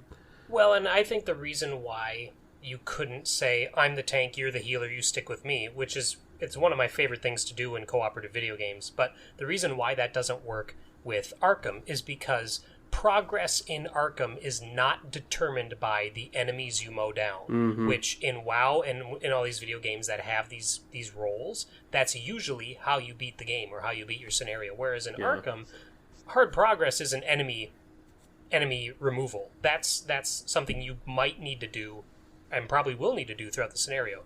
But because that isn't the core of the game, that makes tank and healer roles specifically like a little more nebulous, a little less defined, I should say. Yeah, I think that's true. You could probably I think Daisy would be a good example of someone you could run as support healer, because obviously she has like the tomes, encyclopedia, and all that, and you could also run medical texts. Maybe even something like Clarity of Mind. I think that's the mystic one that heals horror. Wow. I think I have a new build idea for this weekend. Is Clarity of Mind, does it only heal you or does it heal another investigator? I can't remember off the top of my head. I can't remember offhand. Anyway, that's kind of a minor point. The main thing is, I think support / healer would probably have an investigator at your location. Okay, yeah, so that would work in theory, something like that. So then when we're talking about enemy removal not being the core of the game, then that brings us to the damage role, the DPS role, which, again, you kind of want everybody to be able to do that to some degree, especially when you run into a scenario like The Gathering, where you have to defeat this guy, or you have to either defeat him to advance or find some other way to advance. And we've seen that in other scenarios as well, but it's like, enemy removal it's a real part of this game, but it's not core to the game. So what does that mean for damage characters? I feel like that is more along the lines of like I totally agree. Every character needs to be able to hold their own against like a pack of rats, right? Like you there has to like you can't be constantly calling over the damage person like, hey Zoe, come get these rats off of me. Like, she's got better stuff to do. I feel like the damage person is the person who gets all kitted up and kind of stays near the middle of the map. And when a big enemy comes out that maybe one of the support people or the cloovers, we'll talk about that in a sec, they can't deal with, she comes over, murders the face off of it, and says, carry on, my wayward son. You know, like... And also is set up to, when you come across this big boss, like the Ghoul Priest, she's like, okay, I'm going to be swinging with this, and I'm going to use a couple vicious blows and all this, and it's going to do like 9 damage in a turn. So my time has come. Yeah, Like, people I need me- think the key thing is to distinguish it from like tank. Well, in this game, the tank has to do damage too. They're not just like a meat shield. And so the question is like, how are they different? I think the DPS, the damage roll is different in that they are trying to get in there and like one shot, two shot an enemy, maximum damage potential, and they're not built to get hit. They're not running healing or counting on healing. They might be lower in like health or sanity, something like that. They're just looking to get in there and just smash something. So I think of, well, Yeah, it's tough because Agnes in some ways is a tank because she is designed to soak horror, but in other ways she's like the ultimate DPS that she can just get in there, take targeted horror. She's not trying to take everything. She's just trying to take what's going to trigger. right. It's really strategic yeah. rather than a general strategy. I also think I think that's the big thing is tanks are concerned with what the enemies are doing to you, and DPS is concerned with what they can do to enemies. Oh yeah. Yeah. Yep. That's a good way of putting it. Even something like, I think, double or nothing, someone who's getting in there and just doing like crazy damage just to knock something out. And I think the interaction with the tank is important too. Like sometimes there's, multiple enemies floating around, especially in multiplayer, and some of the strategy comes in like who's the best enemy to keep around, and the tank is gonna take that damage, and who do we need to just jump in and kill real quickly, and that's where that damage DPS person is gonna jump in and target kill. Like, is it more important to kill this enemy with Doom right now, or this one that's dropping big damage or horror numbers? Like, those are questions you kind of have to figure out together. Right. And one of the big things that, or one of the ways that you can measure damage, again, in video games that use DPS as a role, is their burst potential, their bursty damage. I know you talked about that, Ian, but their ability to deal a lot of damage in a very small amount of time. And that, I think, would be the biggest difference between a damage build versus a tank build. Is the tank build is going to worry about sustainability, the damage build is going to worry about fast removal and just getting the enemy out of there really quick. And I think that carries over to Arkham. Yeah, totally. Yeah, they say something about the best defense, and I think It's a good defense. I agree.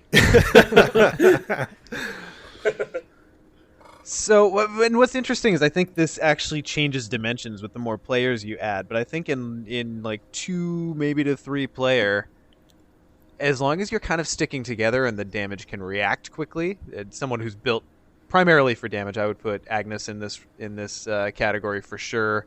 I would honestly put Roland way more in a DPS category than I would as a tank, simply because of that sanity Achilles heel. As long as that person's able to react quickly, you don't really need a tank if you can just get rid of the enemy faster than the enemy can react. Right. Yeah. And you don't really need a healer when the only thing hitting you is just the blood of your enemies, right? I've been told it's quite cleansing. Just splatters everywhere. Great for the skin. Mm-hmm. Just rub it in. Yeah, I mean, it's almost as if there's really just like in this game more so combat role, cleaver role, and possibly support. Because a lot of times it feels like, let's say, just talking about the Guardians, who tend to be who you think of in terms of tanks, like they really kind of toggle between tank and damage depending on the circumstance, what they have available, what's on the board. Maybe one turn I need to have Zoe or Roland like headlock someone and pull them to another location, and then they're definitely playing a tank role at that point. But in other turns they're just really trying to kill off enemies as quickly as possible. So what would you guys peg as the key damage cards for specific classes? I mean, obviously weapons. Yeah. Yeah. Vicious Well, blow. Vicious blow for sure. I've got a plan, can pour out some huge damage. Yeah. Backstab, especially when combined with double or nothing, can be pretty crazy. Yeah. And shriveling, of course. Yeah. Shriveling's just a blue weapon, and they dipped it in purple paint. That's basically it. Yeah. That's fair to say, I think. Dynamite, of course. Can't forget dynamite. Yeah. That is both. That's That the damage. is That is like simultaneously a damage and tank card, especially if you're using it like taking the damage yourself at your location as well. That's the double middles as you drop it. Well, that's the thing is that if you're built as a tank, then that changes the way that you could think about using that card. Yeah, definitely drop it at your feet versus make sure you're a location away, which the setup for that scenario could be a lot, more intensive than just light it, drop it, and stare everybody down as it blows up in your face. It's a fun visual, though. Isn't it? Okay, so now I think we've already touched on it a bit when we were talking about healer, but talking kind of more general support. I think support, as we mentioned, is probably a little bit more of a viable class as far as the card pools we have, or the cards we have currently in the pool for Arkham. So we mentioned we've got the healing cards, we've got Encyclopedia is a good support card. Yep. Who else? Anything that draws cards for any character or any player, rather. Oh yeah, Cryptic Old Book of Lore, Research. that's a good one. Cryptic Research, they're all great support cards. Stand Together, probably. Stand Together is phenomenal. Maybe a consummate support card. Trying to think who. So that's almost entirely just about everything we named there is either Guardian or Seeker, right? Well, does anyone else have support cards? I think of one that might sound strange as a support card, and that's Elusive. And the reason why is because to me in Arkham, an additional part of the support role beyond the things we mentioned is also sometimes you need to do stuff for the scenario. Like I need to go to this place and flip over this thing, to be vague, or I need to go interact with this NPC and parlay with them. I need to go to this location to save a passenger. Like there's all these little things that aren't part of the normal course of the game, but you may need to do, and something like Elusive or really anything that lets you move around quickly or have extra actions, all those kind of things fit into a support role that lets you get to where you need to go and handle something so that other players don't have to. Sure, I can see the argument for that. For me, the big thing that designates something as, from being this is a tool for me to this is a support tool is if I can target other players with it. Like if it's a card or an ability that targets an investigator at my location versus you, that's the biggest indicator of it. Okay, this is for a supportive build, or this is when I want to have a support tool available. But yeah, I mean, movement is such a big thing in this game, some scenarios more than others, that even just mobility could greatly be considered a support asset, like something that they need as a support character is the ability to move around the map easily enough. Yeah, like if you can't target other players with it, you're not being a supportive character. You're just building a deck, right? Yeah. What, you're just being a dick? Yeah, I agree. No, you're building a deck, Sean. Oh.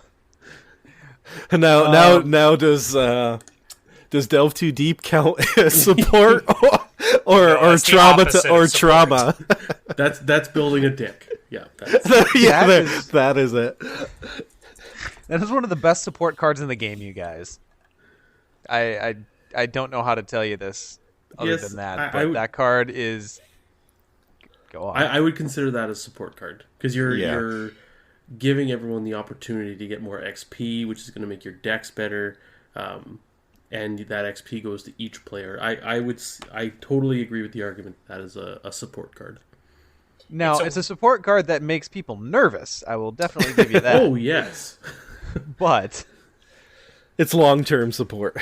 Yeah. I was going to say it's a weird flavor of support because generally support is there to make everybody's job a little bit easier, and there's that one turn where it's like, this may not be easier, like where everybody's worried that Delve Too Deep is going to make their jobs a lot harder.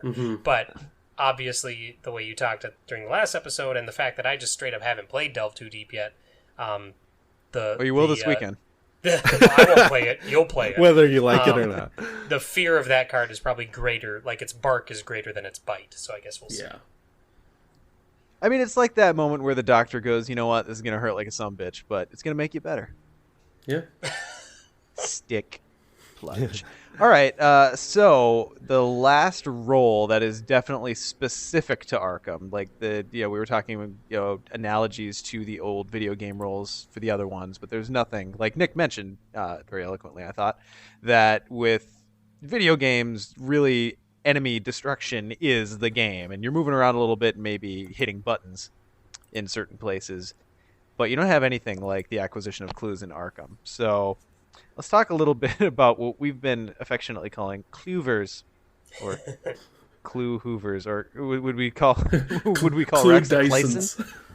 Clayson? No, Clayson? Clysis? Clue Dyson? Clue Dyson? He's a Clark. I know. You're going to Anyway. have to explain that one to me. Shark. Ah. The brand Shark. Off-brand. Lord. Alright, anyway. Whoosh. He's a clerk devil. I don't know. Anyway, moving on.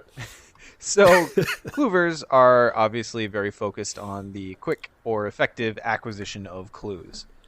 If you really, Rex stands at the top. There's Yeah. I mean, I've played every investigator that exists at the moment, except for Murray. But no one touches how many friggin' clues Rex can pull off a damn location in a hurry. It's kind of ridiculous. Mm-hmm. With that said, if you build an investigator for the purpose of kind of investigating for clue acquisition, there are quite a few investigators who could do it fairly effectively, if not as effectively as Rex. So what are some key cards do you think would go in a Cluever deck? Deduction. Yeah, I was going to say deduction. Yeah. Yeah. And the upgraded version of it Yeah. with Rex. Sorry. It's pretty intense. I would posit that Rite of Seeking goes right up there as well. Yeah. A little bit more expensive. Sometimes it takes a little while to get it out, but then once you do, I find I rarely have trouble with clue acquisition. I think Dr. Milan, Christopher, and Magnifying Glass go in there, giving you the upgrade to Just boosting I was going to say, it. does Rite of Seeking give you an additional clue, or is it just the one? Does it just replace Intellect with Will? No, you get an additional clue as well. You do? Okay, awesome. At the risk of a special token taking your additional actions away. That's right. ending That's your what turn. it is. Yeah. Yep. Look what I found can work in certain builds, because it's grabbing 2 clues, drawn to the flame. Yes. Evidence? Yeah. Evidence, for sure. Yeah. Evidence. I mean, I think that one's going to be more in maybe a damage, the DPS class, and just Yeah. happens to have some evidence, right? But Mm-hmm. So so talking about then, I don't know, anything else to say on Cluevers? That's pretty straightforward in my Yeah. book. It's just whatever gets you more clues more quickly. I think they are just surprisingly, I don't know, Important. surprisingly important and effective. Like, I mean, of course they would be, but I think when I was first approaching this game, for some reason it didn't stand out to me immediately, like how effective that could be. That, clues are essentially the driving force behind every scenario, and so to have one person or a couple of investigators that are just accelerating that pace, cutting however many rounds off a game, that's huge. Oh, yeah. It's no surprise that out of all the campaigns I'm running, the Zoe Rex is doing the best, because Rex is just a machine and just like blazing through these scenarios, not even giving them a chance. So yeah, super important. Yeah, I agree. My Zoe Rex campaign is flying through things. They are a very potent combo. Yeah. yeah, and especially when you start getting to like 3 and 4 player games, I think you really do need a Cluever in the group. Like one person that's just like, okay, guys, everyone else do everything else. I'm just gonna sit here and look through my magnifying glass and find our way to the end of the game. And it's so hard for that not to be Rex It really, at this point in the game. Yeah, it's a thing. now that we're Like, I've been trying to give Daisy her fair shake, but dear God. just the acceleration, like the compression he gets, is just. Yeah. So I mean, now that we're talking about kind of Cluevers, and like, I'm thinking to what you were saying, Nick, about how in WoW, it's pretty much tank, healer, damage now, and support kind of got rolled in. I kind of see the 3 classes in Arkham as the tanks, the damage, and then the nerds. And the nerds are healer, support, Cluever, whatever you need them to be. And oddly enough, I think they're usually seekers. But I think, like in a 4-player game, if you have a really good Rex deck that can do the cloovering, but also can, maybe he has, what do you call it, medical texts, or he throws in liquid courage, Sure. or depending on the scenario, like he just card draws for everybody with cryptic research or something. That is kind of that third role we have in Arkham. See, and just based off of our discussion so far, it's kind of made me look at this a little bit differently. But the if I were to pick out 3 roles in Arkham, rather than going tank damage, Clover support, I would go like Clover / support. I would go Clover first and foremost, and then combat, and then support. Like, to me, I think that with Guardians sitting the way they are, like, I think we are okay looping tank and damage together. And not only that, but they can also obviously take on that healing responsibility as well, to a certain extent. And then I honestly feel like support still very much has a place in a larger team in Arkham. In a 3 or 4 player game, support is still a build that you would probably want to consider. Being able to ditch cards to other investigator skill tests, like was brought up in chat by Casey. Thank you for that, Mr. Trench. Skills are an obvious support tool. And then also those other cards that we talked about as well. So I think support is a very important and very viable to kind of get its own class. Okay, so talking a little bit then about the classes that are actually clearly defined by color in our game. What do you think each of the class has tools for? Because I'll lead. I think part of the brilliance of the design of this game is that every class is kind of capable of a little bit of everything. Oh, yeah. It's just that certain things come a little bit more easily to certain classes. Yeah. So, Nick, what do you think Guardians are particularly well positioned to do? Well, when I cracked open the core box and when I was going through Guardian cards, my first initial thought with Roland was he's the tank. But after playing with him, I realized he's not the tank. Like, he can tank, but he's not set up for that. He's very much set up to be a damage support character. And like I mentioned in the missing episode 12 or 13 or whatever it was, I made the statement that Roland is the best solo investigator that we currently have. And I kind of still stand by that, simply because he does do the 2 most important things in the game as one thing. He kills an enemy, he gets a clue.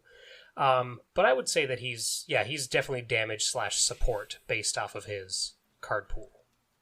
And then when it comes to Zoe, once I opened up Zoe, I realized, no, this is the tank that I wanted, specifically by the fact that she came with Taunt as well, and she earned resources off of engagement. So Zoe kind of fits that tank role a little bit more. But again, how prevalent is that tank role in Arkham, I guess, is kind of the real question. But I think Zoe is the one that, of Guardians, she's the one that's going to be tanky.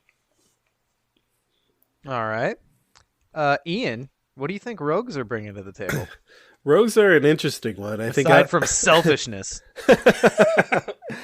I think out of all the classes, save Survivor, they have the least like direct correlation to some of these roles we've been talking about. I think they tend to be more kind of jack of all trades, like almost like a bard in D&D, if you want to think about that. Like they can do a little bit of everything, and they're kind of built that way. They definitely have a lot of damage potential through things like backstab, double or nothing, like I mentioned, even something like sneak attack.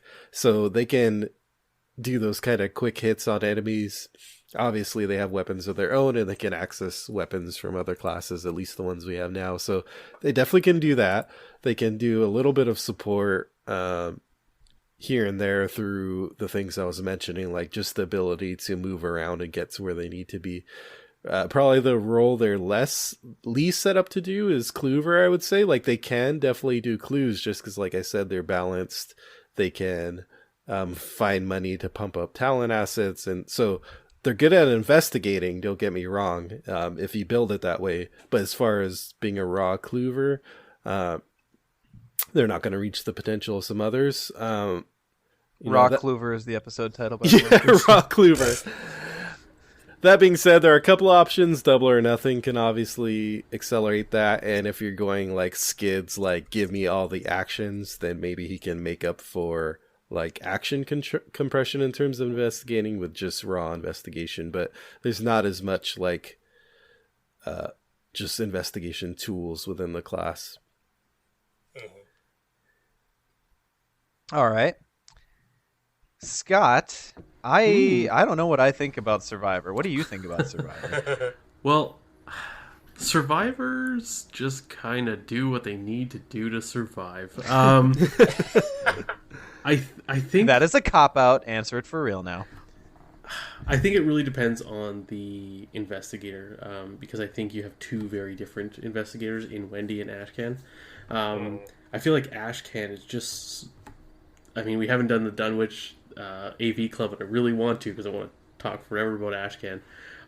But he's so well-rounded, right? Like, he can kind of do everything with Duke being there. And... You mean Duke is really well-rounded. Yeah, Duke is really well-rounded. Wendy could almost be the tank. And you talked about an evade tank. Like, she's almost like jank tank, if you will. There's the episode title. You guys can't call it. It has to happen organically. Come on. I don't believe in organic food. Give me organic. processed show titles. So I think Wendy could probably be a tank, just because also she's got the even stats of 7 and 7, right, with the equal horror and damage, and the fact that they have leather coat, which is just like, sure, pile on more damage. I'll just change my coat. And yeah, I don't know. They've also got the ability, like, look what I found, lucky. Like, they've got just a lot of tools to just be well-rounded. I don't know if there's any one thing they do super well in the things we've gone over, because they're... Maybe Wendy can tank. I wouldn't tank with Ashcan, because as soon as Duke dies, he's crappy. Yeah. They're not really healers. They can do some damage, but not crazy amounts. I mean, you got Baseball Bat, but it's two-handed. Fire Axe is pretty good, but it's more of a... When you need to use it, you can use it. It's not a main weapon. Support... They don't super support a lot of other people, unless you look at, like, Stray Cat. And as far as, like, looking at the Clover side of it, sure, they have Look What I Found, but that's only twice per game. You know, like, they're so average. Which I is one of the reasons I love them, because, like, if you build them slightly differently, you can balance them out. But yeah, I'd say probably tank for Wendy. Ashcan, I don't know, man. He's just maybe Clover, because he can move with Duke and get 2 clues. That's fair. Or no, does 2 damage. Sorry. Yeah, God, Ashcan. I know I've pledged my banners to purple, but Ashcan is definitely my second favorite investigator in the game. He's so fun. I'm sorry, Duke is my second favorite. I've gotten a little tired of Ashcan just because it feels like in solo it's on cheat mode, but Yeah. it's like, what do I need to do? I can do all of it. Okay. Yeah. So. All right, so then rounding it out with Mystics, of course. I think they're kind of in a similar boat to Survivors, where they've kind of got a little splash of everything. It probably depends more on your investigator than anything else. Probably more so than rogues or seekers or someone like that. Agnes is a damage machine. The amount of damage she can pour out in a turn is kind of stupid. I can't remember. I'm pretty sure I killed the experiment in in extracurricular activity. Sans alchemical concoction in a turn and 1 action. Just because I was set up with the best case scenario. Nice. That said, Mystic, they do have some good clue acquisition now, though I wouldn't put them in the top. Rite of Seeking's really good, but it is yet 1 card. I do like Drawn to the Flame in certain investigators who are just fine seeing a card. And yeah, like we mentioned, they've got some of the support ones too. They've got the Clarity of Mind and Delve Too Deep, of course. But I think Jim, you can build for support, because particularly when you find his trumpet, he can get rid of a ton of horror in a 4-player game when all those skulls are coming out. So I don't know. And Marie can be very good at investigating. So the Mystics, that one is very dependent on investigator as well, I think. Yeah. So then let's all talk a little bit, since Tom's not here, about them Seekers. Kluver. So I think that's No, man. First and foremost. Total DPS. Have you seen I've got a plan? Have you seen I've got a plan? Oh, What? Stop it. Stop it. You're my Huckleberry. I do think they have, especially Daisy with her tomes, has a really good streak of support. Yeah. Encyclopedia, Old Book of Lore is really good. I love that Old Book of Lore doesn't even have to be an investigator at your location. That card's just so stupid good. Well, and I think the real way to look at this is not which class fits which role, but really which investigator fits which role. Because I know you said survivors and mystics are kind of dependent, but really the guardians are. I think the only ones who really aren't are the rogues, just because the rogues kind of do their own thing, like Ian was saying. Even between Skids and Jenny, they both play kind of similar in that they kind of cheat the rules of the game, but they don't fit into one of those roles that we kind of established earlier. So, but yeah, between Roland and Zoe, Daisy and Rex is a Kluver. Daisy, you could easily make her a support, like you're saying, Sean. So yeah, I think it varies more on investigator. Mm-hmm. Well, and the thing is, we're talking about classes specifically, but some investigators have access to out of main class cards, so it blurs the lines for sure. Yeah. So that being said, do you guys think there is even a concept of roles in solo? Just throw out everything we said in the past hour. Okay, well, I'm glad I'm not the only one. the closest you can get to a solo role is Kluver. Like, if you do Kluver as your main and then just have like a sub role or if you splash in the stuff to cover enemies and movement and all that other stuff, like, then you're good. But there's not enough space to have roles in a solo game. And I think... Well, yeah, because, and again, we're talking specialization versus generalization. Specialization assumes you can have someone to cover everything that needs to be covered. Right. And when there's only one of you, that's a problem. I think it's important to think about the roles in that, okay, when I'm building a solo deck, I need to tank, I need to support myself, I need to do damage, and I need to get clues. Right? So you have to... Yeah. And like you said, John, you have to make a generalized deck, but to keep those, okay, how am I going to handle enemies? How am I going to handle treacheries? How am I going to win the game? And if you drop one of those three, you're going to have a bad time.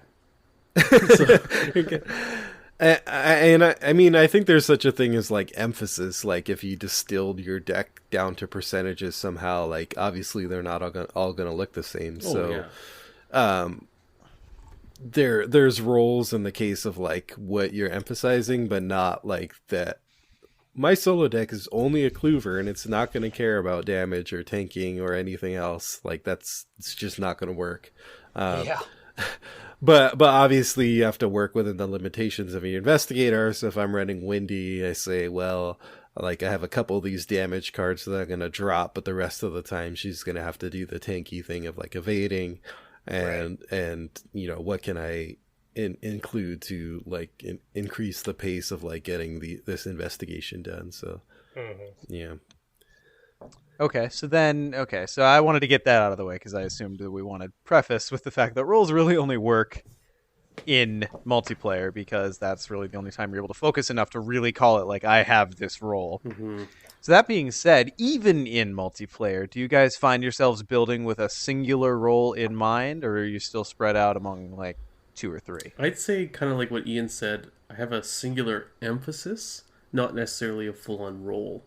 Where, I mean, I think we should say multiplayer. Are we talking like 4-player or 2-player? Because 2-player, you still have to be kind of a little bit generalized, but you can have a little bit more emphasis. In a 4-player, I think you can have someone that is like 80% damage, but can help a little bit with the clues and help a little bit with support and to like keep themselves okay. And your Kluver also has to be able to take out an enemy that just jumps on them and no one else can help them at the time. But I think it's more emphasis than a full-on role. Yeah, I would argue that deck construction across all player counts 1 through 4 in a game like Arkham is still going to be more generalized than, like, say, in a game like Lord of the Rings, where you have a specific idea, a specific thing, and if you have 4 players, you can focus on that thing and just build for that thing, and you can have the other players deal with your weaknesses. Whereas in Arkham, at least in my experience, while you can specialize in one thing, you need to be able to cover your own ass and take care of your own weaknesses. You just never ever split up. Or that, but some of those scenarios, other than Essex County Express, I don't know how you'd be able to run scenarios like that with 4 people and never splitting up. Like, that'd be tough. That's the difficult thing to comparing it with Lord of the Rings, because Lord of the Rings, I mean, except for a few weird adventures or whatever, you don't split the party, right? Like, you're all together doing the thing, so you can have a role. Even if you'd like to sometimes. See ya. Yeah. Brandon? No. Okay. Well, I think I can't speak too much to 3 or 4 player because my multiplayer's been mostly two-handed, but within that, I've definitely noticed that there are situations where there are more emphasis on roles or specialization, I guess I should say, than others. Like the Rex and Zoe builds that I have, they do definitely have a specific role and emphasis each. Like Rex is the clover and Zoe's designed to handle all the monsters. Like obviously that's not 100% the case. Like Rex says I've got a plan and mind over matter to help out when he needs to, and Zoe has a couple of tricks to deal with investigating clues. So but there's definitely more defined roles than compared to, like, I was running an Ashcan and Jim campaign where they're both very balanced on both sides because of who they are as investigators and what they're doing. Like, there's no roles there. Like, whoever needs to do what at any given moment is going to do it. So, yeah, it depends. All right. Well, any closing thoughts on roles? Now I think we finally outlined it. So when we say tank, people are going to know what we mean. Unless Scott let's reference episode 14. Unless Scott confuses it again and thinks it's an Abrams tank. Yeah. When are we going to get those tanks in the game? Well, all right, guys. If no one's got anything else to add, I think we want to slide into a little bit of tentacle time here. Yeah. Ian, what you been up to? What's grabbing you? I feel like I can't pull my fair share of tentacle time this week because it's mostly stuff that I talked about already, which is Mass it because Effect you're and short Andromeda. on tentacle? I'm never short on tentacle. Ooh, that's a brag. Fixer, it didn't happen. Yeah, I don't think you want those pics, Sean. I'm sure you can find plenty on the internet. You let me decide what I want, Ian. I don't think you have enough sanity for that, Sean. I think your sanity is too low. Yeah.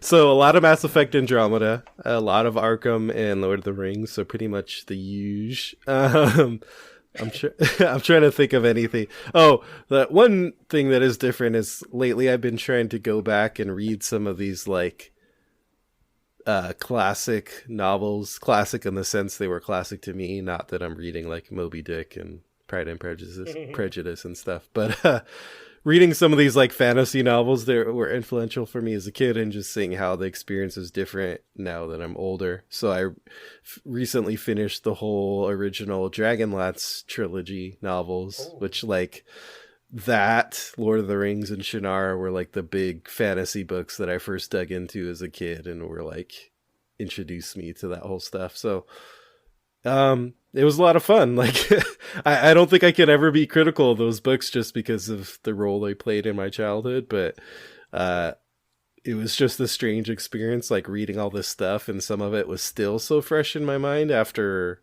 God knows how many years. It was pretty amazing, and I think there's a lot of fun stuff and characters in there. So if you've never read the Dragonlance trilogy, you should, because it is one of those like key pieces of fantasy literature that influenced stuff afterwards. So And here I was afraid you were going to say that you just finished rereading like the Dritz Do'Urden anthology of like 30 books that R.A. Salvatore wrote, which I read I ate those up when I was younger. I loved them, and now I went back and read a couple like a few years ago, and I was like, this isn't pulling the weight that I thought it did back in the day. Like, they're very just, oof, I don't know. Yeah, those were definitely others that I read as a kid, but Dragonlance kind of came before those, and then from there I delved into a lot of the Salvatore stuff. But yeah, so there's that, and also tip on Moby Dick: if ever you're going to read it, read the abridged version, because the full version isn't worth it. The what is it? The full version, the actual version of Moby Dick. It's not worth it. I remember reading it for, I think it was senior year of high school, and it drove me insane because I actually liked the core story of Moby Dick, probably. Yeah, the 40 pages of it? Yeah. Yeah, probably because it was like... The novella, yeah. Actually, probably because it had such strong references in Star Trek, particularly Star Trek II, The Wrath of Khan. Like, Khan is just quoting Moby Dick throughout it. And so... Star Trek really helped me get into literature as a kid because they were always quoting stuff that I read. Anyway, the point is it drove me crazy because it'd be like a whole chapter on the meaning of the color white, or the whole chapter on how you string up sails. And I'm like... Yeah, and they're the biggest chapters in the book. Yeah, like who put this nautical guide and just smashed it together in my cool revenge story on a whale? Whose idea was this? I think a lot of those books, too, come from the time period where like authors got paid by the word. And so it's just like, no, that was actually a time, and they got paid by the word, and so they just be like, and the sky was this color, which reminded so and so of when he was a kid. Less rigging, more poaching, please. Yeah, exactly. Let's see, what can I do a whole chapter on? So yeah, going back to classic literature and also kind of trying to read some other stuff. Right now I'm actually in a position of trying to decide between two books, one of which is called The Grace of Kings, which is what the genre is being called silk punk, because it's kind of like a fantasy world set in like an East Asian type setting, so similar to Legend of the Five Rings, but not affiliated with it. And then the other one is a cyberpunk novel, which is one of my favorite genres, called Trouble and Her Friends. So if anyone has read either of those, you can give me a suggestion which one I should read first. But I've read a few pages of both, and they both seem promising, so I don't know. I had a very different image in my head when you said silk punk. Just gonna say. I really don't want to ask a follow-up question to that, Nick. First word that came to mind was scandalous. All right. Well, Nick, what y'all been up to? I have got my fourth wind with Overwatch. Fourth wind with a D, not win. I win more than 4 games, trust me. I've done at least 5. But playing Overwatch with their Uprising event that's going on right now, they've added in PvE content that's actually more than Junkenstein's Revenge. It's actually a map, like they take King's Row and they have objectives and waves of enemies and, protect this point, escort the payload, defeat these enemies. And it's when you first play it, it locks you into one of 4 characters, which is, pretty balanced for that. But then you can do the version where you can pick anybody, and that's a lot of fun as well. And then I also got back into competitive a little bit just the last couple days, and I decided who's the one character that I feel confident with that I will never feel bad about having in competitive. Reinhardt. Him or Lucio, basically. But I feel better with Reinhardt. So I've been playing just him, and I've actually been doing decently. Climbing through gold, which feels good after starting the season in silver. So yeah, Overwatch has been commanding a little bit of my gaming time. XCOM 2 here and there, but that's kind of fallen by the wayside with this new Overwatch resurgence. Sean, you've had the chance to play Uprising, I assume? I have, yeah. I was actually unaware that there was an event happening until a couple days after it started. I'd been pretty plugged into the news, even though I hadn't been playing a whole lot. So all of a sudden I'm like, oh crap, there's new things to try. So I hop in and I'm like, oh man, it's go up! Yeah, and which is what I've really been pining for since the game came on, because it's the first real competitive game that I've actually put some hours into. So I do still appreciate it. But I had really cooled on it for a while, especially after New Bastion. Yeah, I kind of hate New Bastion with the flaming frickin' passion. But that's a subject for another discussion. He isn't as big of an issue as you would think. Like right after the changes were made, yeah. but Yeah. But now he's leveled out pretty well. So, But yeah, really, really enjoying it. It's actually got me playing way more than I have been up to this point. Yeah, and the new tank, Orisa, is really cool too, like a nice alternative to Reinhardt, and she's great damage at range, which is awesome for a tank. We haven't had that yet for a tank, so she's a lot of fun as well. And she's really good with positioning too, with her where she can like suck people out of cover. It's so fun. I've had a couple good plays with her on Oasis, where it's that point with the hole in the middle of the point, and I've dropped people suck people into the hole. I've sucked healers into it, and I'm like, yes, I got him! So then, it's so good. Other than Overwatch, I recently picked up a book that was on sale on my Kindle called You Died, the Dark Souls Companion. And it's basically all about the first Dark Souls game, and it talks about the maps, the location, the story, and just the experience of it, like how the experience that the 2 or 3 authors of the book had prior to its release, the experience they had with Demon Souls, and how it's kind of changed the way we look at action RPGs and single-player content, and even in some ways multiplayer content in games now. And it's a very interesting read. I'm really, really enjoying it. I've had this weird itch to try and adapt Dark Souls to a tabletop RPG, and so I bought this book on a whim for like $6 on Amazon. And really good read. And who knows, maybe someday I'll have a tabletop hack or mod for Dark Souls. But that I think is a pretty lofty goal, considering the style and the themes of Dark Souls. I don't think they transfer too well to tabletop role-playing game, but we'll see.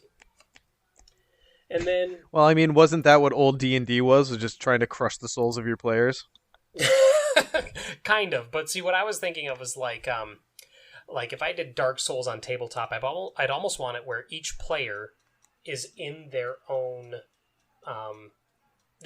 sort of campaign, or their own sort of, but they're all playing through the same content simultaneously. Because Dark Souls has that whole thing where you can see how other players are doing in certain parts. You can see how they died at different things. You can read messages they left behind. So I'd almost want to try and turn that onto the tabletop, but I don't know how I do that yet. But that's literally all I have right now. But I think that would be fun to explore. And then in the same vein of tabletop RPGs, like I mentioned, pretty much every other episode.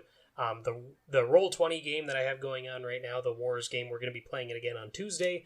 Kind of hit a new stride with that, where, like I said in the last episode, I had my overarching campaign notes there, and I know they're going to change because it's not just me playing the game. But I've been starting to really go heavy on setting up maps to fit those scenarios that I have written out, and also side stuff that could pop up, like areas that are near or around the maps that I'm making, and also setting up characters. So that's been a lot of fun. The little bit of time I have here and there to do that, really enjoy it. So I'm looking forward to playing that on Tuesday. Sweet. Scott, how about you?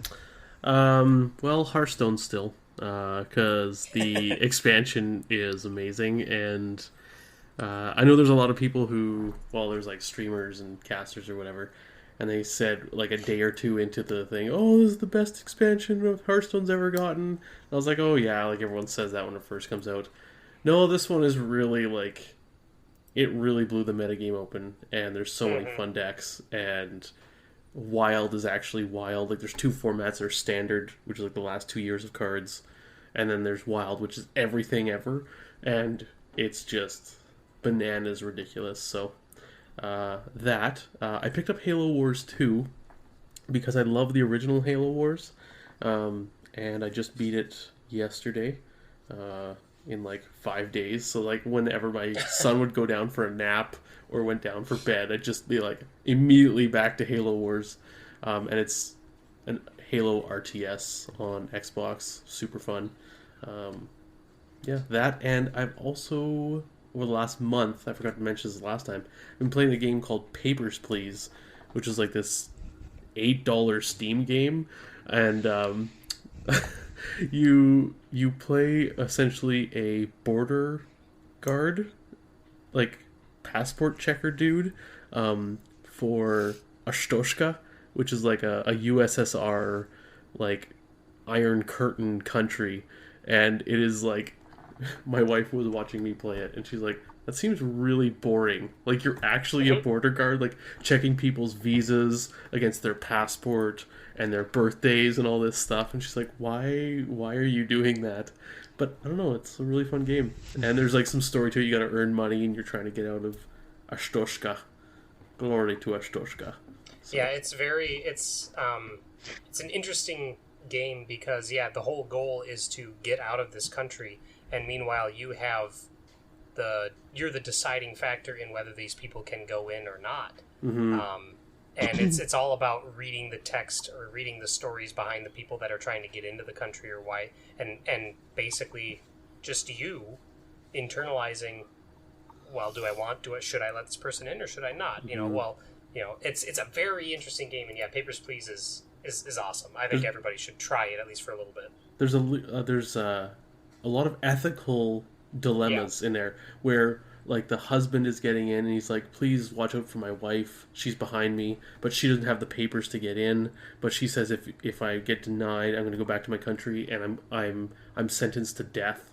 And then so you have to decide, well, do I get in trouble with my boss and let her through to be with her husband, or do I say, no, your papers are no good, and kick her back to her country to kill her? So, and there's 20 different... Yeah, she's ones and zeros, whatever. Yeah. There's 20 different endings, too, in the game. So there's... That's awesome. Yeah, there's all these different, like, little sub-stories and following the text of the characters. It's actually an absolutely brilliant game. I'm pretty sure, like, a calculator could run the game. Like, you don't need a good gaming computer. Like, it's yeah. So, and it's like $8. Just go get it, have fun. Best theme music in a while. So, it does have really awesome opening credits. Oh, it's so good. Just go up, look with the beat-based incremental scroll. Yeah. I enjoyed the video. Yeah, that's it. All right. Well, for my part, of course, I've been playing Mass Effect, but we've talked at length about that, so really nothing to add. Quiet you. I will give another up to something I mentioned earlier, the graphic novel series Saga. I'm on the 6th volume of it now, and still enjoying it just as much. The story is super dynamic and doesn't mind skipping a few years between volumes to great effect, and like the recurring characters. There was one dude who came back and he had gained just so much weight from the last time you saw him that you'd like, is that him? And then there's this whole awesome story about why he gained a bunch of weight. And I don't know, it's one of the most fun series I've ever read. So if this kind of really stark human series set in this most anachronistic sci-fi fantasy world appeals to you, I would definitely go check that out. And then as well, I've been starting to do a little bit of planning regarding Gen Con. It seems like it's a ways out, but it's kind of remarkable how complicated the logistics can get when you're going with other people. It's a thing. Ian laughs because he's been at least peripherally involved in some of those discussions. Yeah, I feel like it always sneaks up on you. Like, I have so much time, and then it's like you have to plan all this stuff. It's like it's in August, and you get done, and you're like, oh, I don't have to think about this till like next June. Wrong. Wrong. So Ian, I know you're going. Scott, are you planning to come to Gen Con? No, I only really have the time to go to one gaming convention really a year, and this coming year is Arkham Knights. I can't fault you there. Yeah, and you know what? Gen Con seems really fun, but it just seems when I go to a convention, I want it to be very targeted to something. Gen Con seems too wild and crazy and big and scattered for me, and I just don't think I'd enjoy it. And also, it's insanely expensive, especially as a Canadian, because flight will add a lot to that for sure. Well, the flight, I'm crossing a border, are dollars like Papers, please. whatever you yeah, papers, please.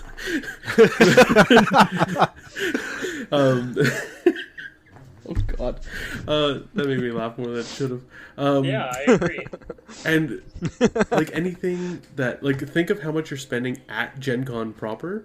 Add 30%. That's what I'm paying. Ooh. Right. So yeah, I don't know. And I hear stories of it being super fun, but just like the shoulder to shoulder, tons of people. It doesn't jive with me, man. That's fair. And if the huge crowds are something that turns you off, do not go to Gen Con. Yeah. Just It's super like don't. 90% big crowd. You'll just be constantly triggered. Yeah, exactly. So I'm super looking forward to Arkham Knights because I think that's going to be way more like, let's chill. It is definitely and focused play. for sure. Yeah. So.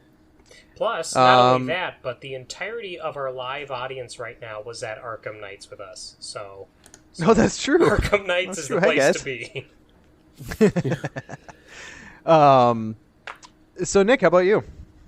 Gen Con's a no-go for me this year, sadly. I haven't been to Gen Con yet, and I was hoping that 2017 would be the year, but it's not. So, planning for 18, but I will be at Arkham Knights simply because it's so much closer to home and it's easier for me to get to, and it's not as costly as Gen Con. So How sure are you that it's a no-go? Have you been texting with your wife like I have of late?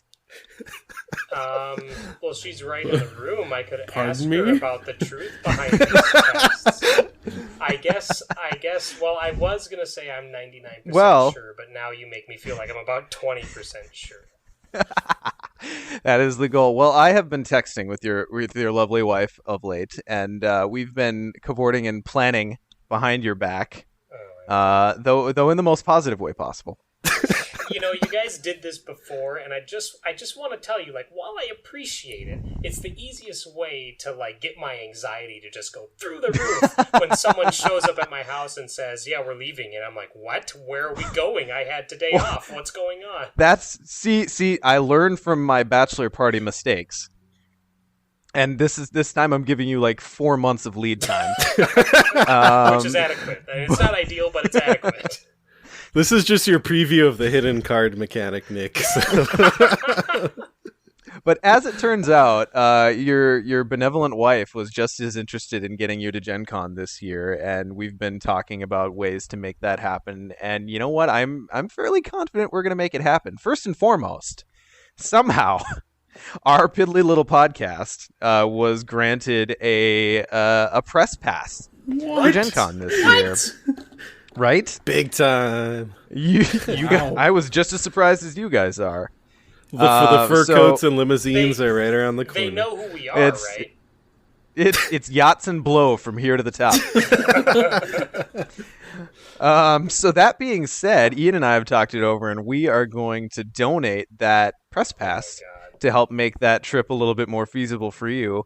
And we'll talk about more of the particulars off air, but suffice it to say that you're going to Gen Con this year, buddy. Jesus Christ! Now just for the listening audience, I just want to clarify something. Now, because I know how it sounds. And my wife wasn't the sticking point. Like, it's not like she's the kind of wife who's like, no, you're not going to that. Like, no, the sticking point was financial. I think I just laid it out that she had an interest in getting you to go. True. Maybe I should talk to her about that. Like, why are you suddenly so interested in getting me out of the house for a week? But, well, I don't. This is my way of rambling instead of just saying thank you, Sean. That's awesome. And I'll try and remember my non-press pass friends while I'm there. But who knows? I might get swept up in the craziness of it all. No, that's though to be 100%. Full disclosure here. The way the process worked is I had to lay my name down on the press pass. So basically, I'm going to be buying the pass that I was going to be buying for you. Oh, I see.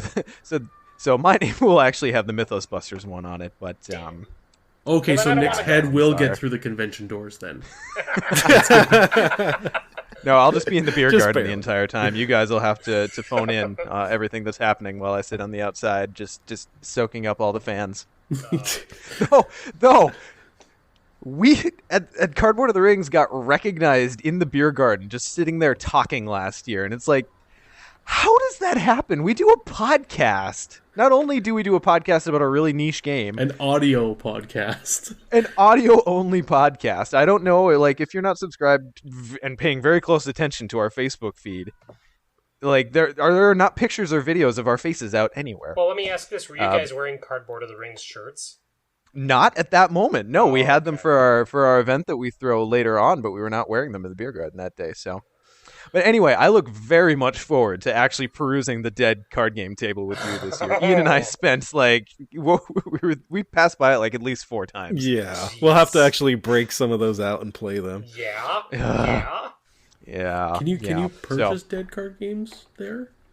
Is that what that Oh is? God, yes. Yeah, there's a whole table full. Oh, It's not a table. There is an entire block display, and there's 2 of them now. I only knew of the one of them before, but last year we found a second one. well, keep your texting yeah. machine in your pocket and let me know if you see any SWCCG. Ah.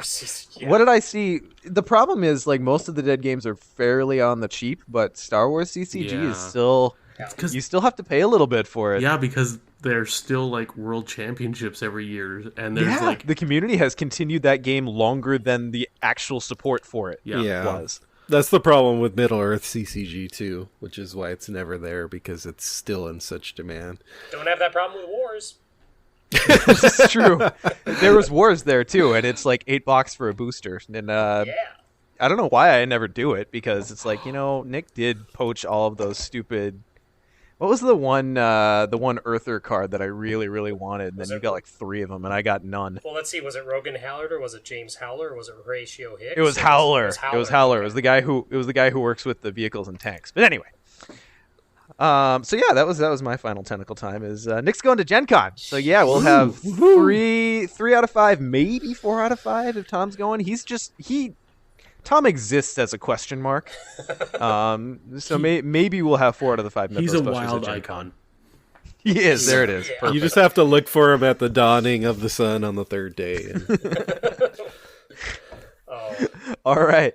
So that's where we'll wrap it for episode 14, guys. Thank you for joining us for this particularly long and meaty podcast.